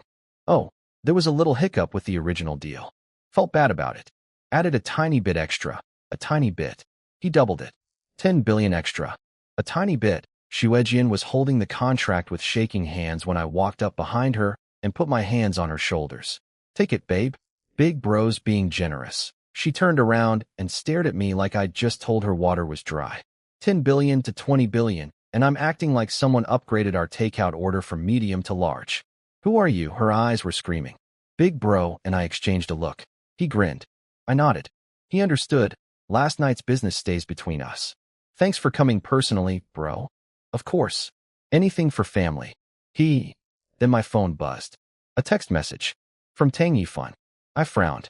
What could this clown possibly want? I opened it. The message was pure poison. Every word dripping with malice. Lin Yin, you probably don't know how loose my cousin really is. Years ago, she had a kid with some random man. Ruined her reputation completely. Only reason she calmed down was because of the tumor on her face. Now that she's healed, she's already hooked up with Su Changlong. They're having quite the time together. You're fighting so hard to protect her, and as a fellow man, I feel sorry for you. Below the text, a link. My face was already going dark. I tapped the link. A video loaded. On screen, Shuejian and Su Changlong. Together. In a very explicit scenario. Extremely graphic. My fingers clenched around the phone so hard every vein in my arm popped out. Seeking death, Shuejian jumped. What's wrong? What happened? I didn't answer. I was staring at the screen, face colder than the bottom of the ocean. Big Bro noticed the shift and leaned over curiously. Hey little bro, what ya watching? You look really into it. He was about to see a deepfake video of himself having sex with my wife. This was going to be an interesting next 30 seconds. Now, let me be clear about something. I was angry, yes, but not at Shuejian. Not at Big Bro. I took her pulse on our first meeting. She's a virgin. I know that. And the man allegedly in this video is standing right next to me with his pregnant wife at home. A pregnancy I personally made possible with one silver needle. This video is faker than Tang Yifan's morals. But the fact that someone had the audacity to create it, to use AI technology that one of my masters literally invented, to fabricate this filth about my wife? Tang Yifan, you just upgraded yourself from annoying cousin to priority target. And my priority list has a very short turnaround time. I sent Shuejin home first. Just some business stuff with your big brother-in-law. Nothing to worry about. She gave me a look that said she didn't fully buy it, but she went. The second she disappeared into the building, my smile dropped like a stone. I pulled up the video again and handed my phone to Big Bro Su. Take a look at this. Big Bro's eyes lit up like a kid on Christmas. He rubbed his hands together and leaned in with his most degenerate grin. Oh ho ho. Little bro's sharing the good stuff. I see you. I see you. The video started playing. He immediately went into film critic mode. The female lead has a nice figure. The male lead, though? Weak. Looks like he wouldn't last 3 minutes. Bro, I said flatly. Look closer. Do the actors look familiar? He squinted. Nah, I've watched thousands of these. Don't recognize. His voice died mid-sentence. Wait. He shoved the phone closer to his face. His eyes went round. This. The male lead was him. And the female lead was my wife. Big Bro nearly dropped the phone. Cold sweat erupted from every pore on his body. His brain went into maximum overdrive survival mode. Because he suddenly remembered who was standing next to him. A great achievement internal energy master who killed a man with a leaf last night. Who snapped a neck without blinking. Who is more ruthless than a 30-year underworld veteran. And someone just sent that man a sex tape of his wife with Big Broxu. If I believed it for even 1 second. Today would be Su Changlong's last day on Earth. It's fake. He screamed so loud pigeons 3 blocks away took flight. Little bro, I swear on my life. On my ancestors. I have never even met your wife before the other day. This is fabricated. Someone is framing me. I would never, could never. Please you have to believe me. The man was shaking. The underground king of Jiangbei was literally trembling, one wrong word away from dropping to his knees. I stared at him. Said nothing. Silence. Pure, weaponized silence. He was about to have a heart attack. Then he snatched the phone back and started frantically scrubbing through the video like his life depended on it, which, in his mind, it absolutely did. 10 seconds later, he screamed in triumph. There. Listen. Listen to this. He shoved the phone at my face, jabbing the screen. The audio. The guy is speaking Japanese. When the hell did I learn Japanese? I'm from Dongbei. The only Japanese I know is gagaga and something about chives. What kind of northeastern man suddenly becomes a Japanese person in bed? This is ridiculous. He dragged the progress bar again, practically punching the screen. And look, the face doesn't even match. There's a seam on the jawline. This is AI deepfake. Someone is setting me up. I nodded slowly. I see. So someone's trying to destroy you, big bro. He heard the word, believe, hiding in my tone, and his entire body deflated. He collapsed to the ground like a punctured balloon, gasping for air. He'd just walked through the gates of hell and back. But relief lasted about 2 breaths before fury took over. He launched off the ground, face purple, veins throbbing. Who did this? Who the $1% did this? Someone made a fake porn of me and made me speak Japanese. They turned me into a Japanese guy? Me. And Dongbei man. I will destroy them. I casually showed him the sender's name. It was Tang Yifan. He read the full text message. Every poisonous, slanderous word. That little son of a... He kicked over a trash can, whipped out his phone, and started dialing with the fury of 1,000 suns. Lao Lu, gather the boys. All of them. Every last one. Tang Group headquarters. Now. Immediately. I'm going to dismantle that building brick by brick. He dove into his Maybach, slammed the door, and the tires shrieked as he peeled out of the parking lot. Through the open window, one final declaration. Little Biaro, leave this to me. Tang Yifan will wish he was never born. I watched the Maybach disappear down the street. Smiled. Obviously, I recognized the deep fake instantly. One of my 100 masters invented AI technology. I could spot a face swap in my sleep. The lighting inconsistencies alone were enough. Never mind the Japanese audio on a Dongbei man. But why tell Big Bro right away when I could let him discover it himself, get personally insulted, and then go nuclear on Tang Yifan without me lifting a finger? Borrowed knife kills the enemy. Classic strategy. My Sun Tzu teacher would be proud. I strolled back home. Shuejin was on the couch in a light blue house dress. Soft fabric, delicate collarbone, tiny waist, long legs. And my brain, traitor that it is, immediately compared her to the woman in that fake video. Verdict: Shuejin wins by approximately 100,000 times. I stared at her for several seconds. She noticed. Her ears went red. Why are you staring at me like that? Wife. You're really beautiful. Your figure is incredible. Her face ignited. Keep your voice down. Mom and Dad are home. She bit her lip. Went quiet for a moment. Then, very softly, Lin Yen. I know it's unfair. A young, healthy guy like you, married but not allowed to touch his own wife. That's cruel. I understand. She took a deep breath. I'll try harder to get Mom and Dad to approve us getting the marriage certificate soon. But if you really can't wait, she paused, like she was gathering every ounce of courage she had. You can go find someone else. I won't mind. My eyebrows drew together. You really won't mind? No. Then turn your face toward me. My voice dropped into a tone that left zero room for argument. She froze. Turn around. She slowly turned to face me. And I saw it all. She was biting her lower lip so hard it was white. Eyes red. Tears spinning in her eyes, refusing to fall. Jaw clenched. Every muscle in her face fighting to hold the performance together. She was dying inside. This woman spent her whole life being rejected, being called ugly, being called cursed, being told no man could ever want her. I showed up, healed her face, fought for her, proposed with grass, gave her the first taste of being loved, and now she was giving me permission to be with other women. Because she thought that was the fair thing to do. Because she didn't believe she deserved to keep me. Because after a lifetime of being unwanted, she'd trained herself to let go before she could be thrown away. Her tears finally broke through. Silent, rolling down her cheeks without a sound. I sighed and pulled her into my arms. She went stiff for one heartbeat. Then she buried her face in my chest, and her shoulders started shaking. I rested my chin on her head. I'm going to pass your parents' test. And then I'm going to marry you properly. No jokes. No cocky grin. No sarcasm, just a promise.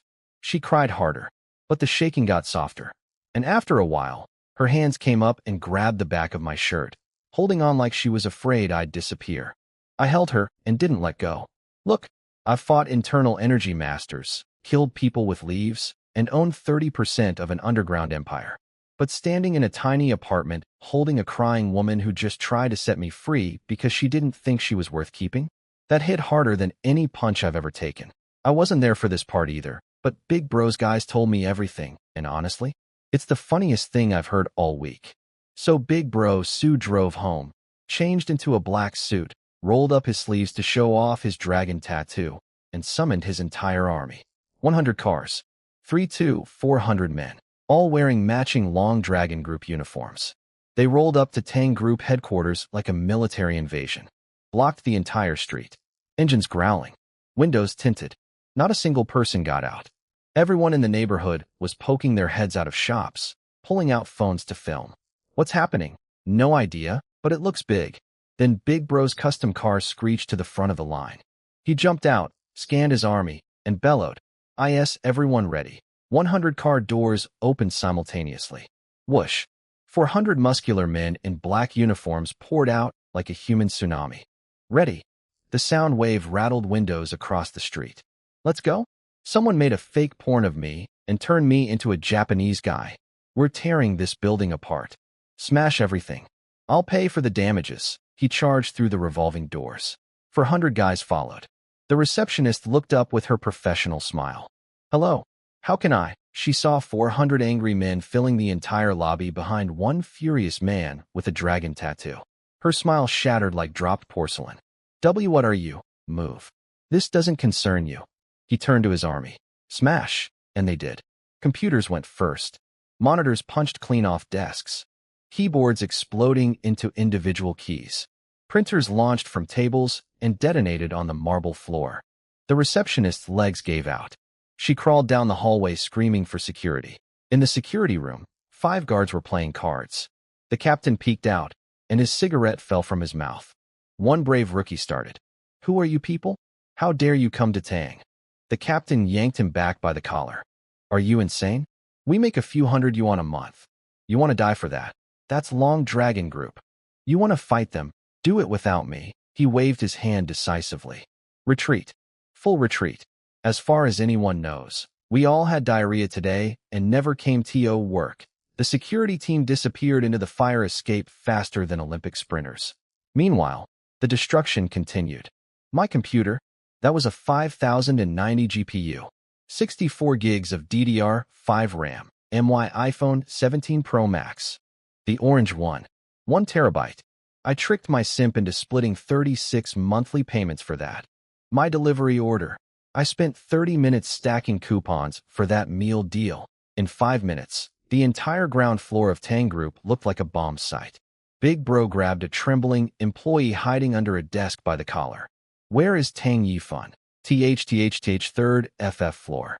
General Manager's office. Good. He dropped the guy, who immediately collapsed like wet pasta, and pointed up the stairs. 3rd floor. Move. Now here's the beautiful part. While 400 men were reducing the 1st floor to rubble, Tang Yifan was sitting in his fancy office on the 3rd floor, completely oblivious, having the best day of his life. Because sitting across from him was Sue Banksia. Yes, that's Sue Banksia, the woman from the cruise ship, the one I saved, the AI genius. She was there to discuss a 10 billion yuan project with Tang Group. And Yifan, this absolute clown, thought he had landed the deal personally. His dad Tang Huili was standing next to him, grinning like they'd won the lottery. Yifan was practically drooling over Sue Banksia, not just because she was stunning, black business suit, perfect figure, ice queen aura, but because the Sue family's AI model was supposed to be 3 times better than anything on the market. Whoever partnered with them would become the most powerful company in the country.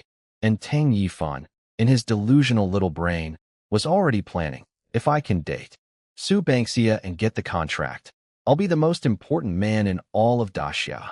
Miss Sue, giving us this 10 billion yuan project is truly a wise decision. Tang Group will give it our absolute best. Sue Banksia nodded with zero emotion. Looking forward to working together. Yifan puffed up his chest. Huili beamed. Huh. Xuejin thinks she's special because she got Su Changlong's contract? We just landed a deal with the future biggest tech company on Earth. What can she possibly do against that? He was so deep in his fantasy that he didn't notice. The building was shaking. The screaming from downstairs was getting louder. And the heavy, furious footsteps of 400 men were climbing toward the third floor. Big Bro Su's fists were cracking like walnuts. Tang Yifan. Here I come. Now what Tang Yifan doesn't know, and what makes this so delicious, is that Su Banksia isn't there because of him. That woman gave me her business card on the cruise ship. She sent me gifts at the Lin family mansion. Her gifts were specifically for Lin Yin and nobody else. Whatever deal she's making with Tang Group, it's got nothing to do with Tang Yifan's charm. And in about 30 seconds, he's going to have much bigger problems than business deals. Because the man he deep-faked into a Japanese adult film star is currently ascending the staircase with murder in his eyes and 400 witnesses who won't talk. I sat at home eating leftover noodles, imagining the look on Yifan's face. Some days, the universe just does my work for me. I heard the full story later, and I'm still laughing. So while Big Bro Su was assembling his invasion force, Tang Yifan was sitting in his office having the greatest hour of his life. He'd sent that deepfake video 60 minutes ago. No reply from me. And in his genius little brain, silence meant success. His internal monologue went something like this. No response. Perfect.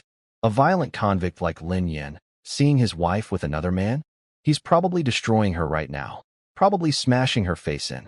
Maybe she's in the hospital already. He was so happy he almost broke character in front of Su Banksia, who was sitting right across from him discussing a 10 billion yuan AI project. Oh, and the reason he wasn't worried about me spotting the deepfake? His brilliant reasoning. Lin Yin didn't even finish high school. He went to prison when AI barely existed. Phones were still on 4G. He probably doesn't even know you can fake videos. The man is basically a caveman. Yes, the guy whose master literally invented artificial intelligence is a caveman who doesn't understand technology. This is the man trying to outsmart me. While Yifan was mentally composing Xuejin's obituary, Su Banksia asked him a question about the contract. Oh, sorry, Miss Su, I was just thinking about contract details. Sure you were, buddy. Then, noises from downstairs. Getting louder. Crashing. Breaking. Screaming. Yifan's dad frowned. What's all that racket? We're meeting with Miss Su. Send someone to check. A terrified employee burst through the door, drenched in sweat, barely able to breathe. T.T. Tang, Chairman Su from Long Dragon Group, is here, and Yifan's face? It went from confused to ecstatic, because in his spectacular delusion, he thought, Su Changlong is here because Xuejin got beaten up and can't work anymore. He needs someone else to handle the 10 billion contract. And the only qualified person is me. This man interpreted a corporate invasion as a business opportunity. He actually straightened his tie and said, with maximum smugness, tell Su Changlong to wait. I'm in a meeting with Miss Su. He can cool his heels. He was trying to power play the underground king of Jiangbei by making him wait, while the man's army was demolishing his building. His dad nodded approvingly, thinking, smart boy, make Su wait. Seize the negotiating advantage. These two share exactly one brain cell, and it's on life support.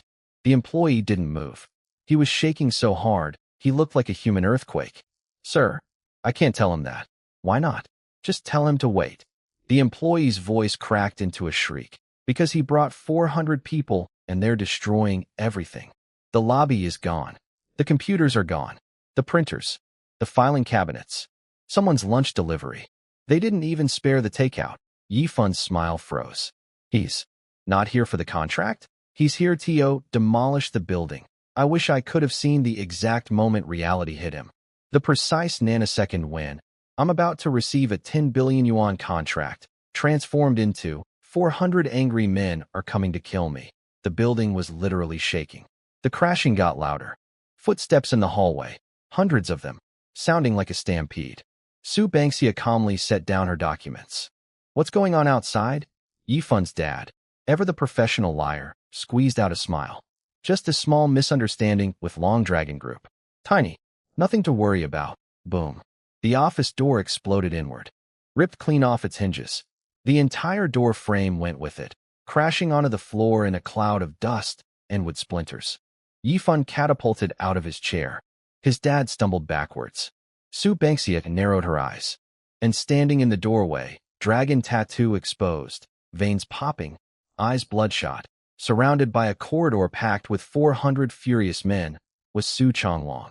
He crossed the room in 2 steps, grabbed Yifan by the collar, and lifted him off the ground. Yifan's legs were dangling, kicking air, face contorted in pure terror. Su. Chairman Su. What are you? Big Bro shoved his face so close their noses almost touched.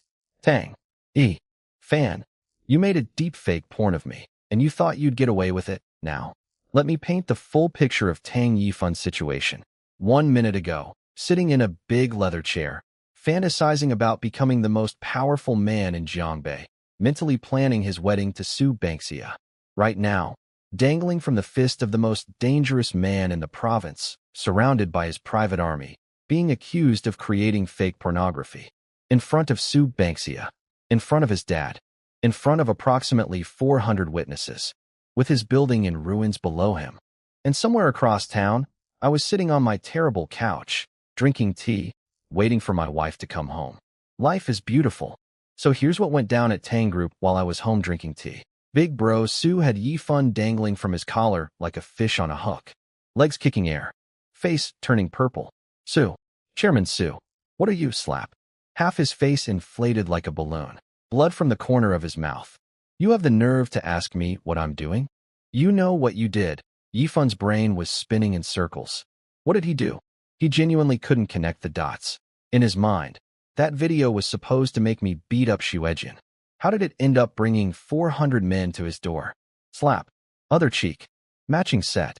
Symmetrical swelling. Very aesthetic. Then his dad, Tang Huili, made the heroic decision to step forward. Stop. This is Tang Group. We're meeting with Miss Su Bangxia. Show some respect. He was gambling that Su Bangxia's presence would be a shield. The Su family was just as powerful as Long Dragon Group. Surely Big Bro wouldn't go wild in front of her. Big Bro turned and looked at Huili like he was examining a particularly boring insect. Who are you? I'm Tang Yifan's father. Tang Huili. Oh. The little bastard's dad. Big Bro dropped Yifan, who crumpled to the floor like a wet towel, and marched toward Huili. Huili managed 1 step backward. Kick. Boot to the stomach. Huili folded in half like a lawn chair. Then Big Bro grabbed his hair and unleashed a symphony of slaps. Slap, slap, slap, slap, slap. No pauses. No mercy. Rapid fire. The son doesn't learn. The father is to blame. This is your fault for bringing this animal into the world. Huili's nose bent sideways. 2 teeth flew out. Blood everywhere. Glasses gone. Shirt ripped. Hair coming out in clumps. The man was kneeling in a puddle of his own blood and couldn't even form words anymore. Yifan was curled up in the corner, hugging his head, too terrified to breathe. He could see the 400 men behind Big Bro. He could see Lung Feng's emotionless stare. 1 wrong syllable, and he'd be joining his ancestors today. But his brain was still doing mental gymnastics. This doesn't make sense. The video was meant for Lin Yan, a convict. What's he got to do with Su Chonglong? Why would a billionaire come avenge a nobody? Poor, stupid boy. Still hasn't figured it out. In desperation, Yifan crawled towards Su Bangxia like a bleeding cockroach. Miss Su, please, can you say something to Chairman Su? Su Bangxia didn't want to get involved. Not her circus, not her monkeys. But then she thought, if Tang Group gets destroyed, the project she came here to discuss is dead too. So she stood up. Chairman Su, barging into a company with hundreds of men in broad daylight isn't exactly appropriate, is it? Yifan and Huili nearly wept with relief. The Su family card. The ultimate shield. And it actually worked, a little. Big Bro's tone softened. The Su family was genuinely not to be messed with. But he wasn't backing down. Miss Su, I apologize for interrupting your meeting, but I can't let this go. He pointed at the bleeding father-son duo on the floor. These 2 pieces of garbage made a deep fake video. They put my face on the man and my brother Elian Yan's wife's face on the woman. Then they sent it to my brother to destroy his marriage. This is slander. Character assassination.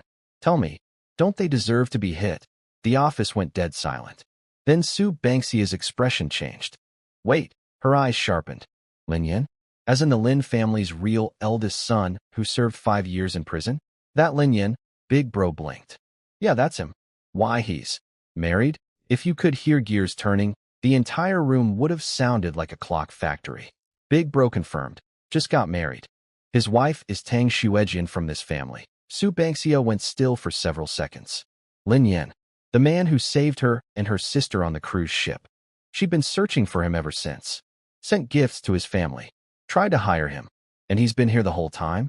Married into the Tang family? She took a deep breath. She didn't understand why a man like me would marry a woman with a bad reputation and a child.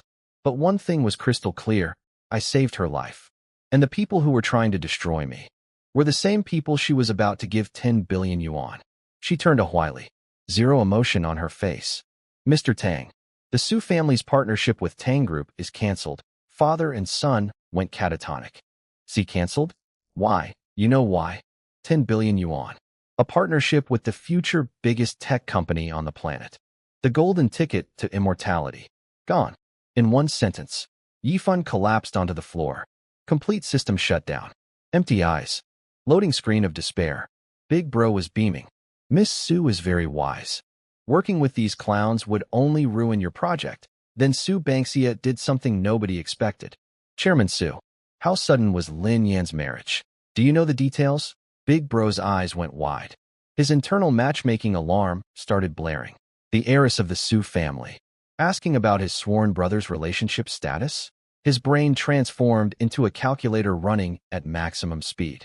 Beautiful woman, world-class AI company interested in my brother equals jackpot. He leaned in conspiratorially. Well, actually, they only had an engagement ceremony. They haven't registered legally. So technically, they're not officially married yet. Su Bangxia's eyelashes flickered. Not registered? Big Bro moved closer, dropping his voice to gossip mode. And here's a secret. My brother Lin Yin, he's a great achievement internal energy master. Absolutely terrifying. Su Bangxia's pupils contracted. She knew exactly what that meant. Great achievement masters were fought over by every major family in the country like rare gems. She made her decision instantly. Please tell Lin Yin I'd like to work with him. If he's willing, I'll give him this 10 billion yuan project. No strings attached. The father and son on the floor heard every word and their souls left their bodies. The project they just lost was being gifted to me. For free. Big Bro pounded his chest. Done. I'll arrange everything. Leave it to me. He shot one last glare at the Tang family wreckage on the floor. Consider today a warning. Next time I catch you scheming, I won't just break your furniture. He left. Su Bangxia followed, heels clicking, without sparing the Tangs a single glance. The office was silent. Just two bloodied men sitting in rubble. Half an hour later, Grandpa Tang arrived and surveyed the apocalypse. Smashed lobby. Destroyed offices. His son with a broken nose. His grandson with a face like a basketball. What happened? Yifan, predictably, blamed everyone but himself. It's Xuejian. She's sleeping with Su Changlong. That's why he attacked us. Huili added through his broken nose. And Lin Yin must be sleeping with Su Bangxia. She canceled our deal because of him. They're all trash. Xuejian is Su's mistress. Lin Yin is Su's boy toy. The whole family is disgusting. Yes. Their explanation for why the most powerful man in the underground and the richest heiress in tech both support me? I must be sleeping with both of them. Through my wife. We're all just sleeping with each other. That's the only possible explanation. Not that I'm, actually impressive. Grandpa Tang stood in the middle of the glass-covered wreckage, eyes cold as ice. Long silence. Then, if I let Xuejian take over Tang Group this easily, I don't deserve to be the family patriarch. Oh, old man. You really don't know when to quit. Your grandson just got slapped silly by a man who commands for 100 soldiers. Su Bangxia just handed me a 10 billion yuan project for free. I killed an internal energy master with a leaf last night. And you think you can still win this? I admire the confidence. I really do. But confidence without ability is just comedy. And I'm getting great entertainment from this family. I picked up Xiaolan from school and walked in to find Xuejian changing into a white dress, hair in a ponytail, looking like a magazine cover that accidentally ended up in our crappy apartment.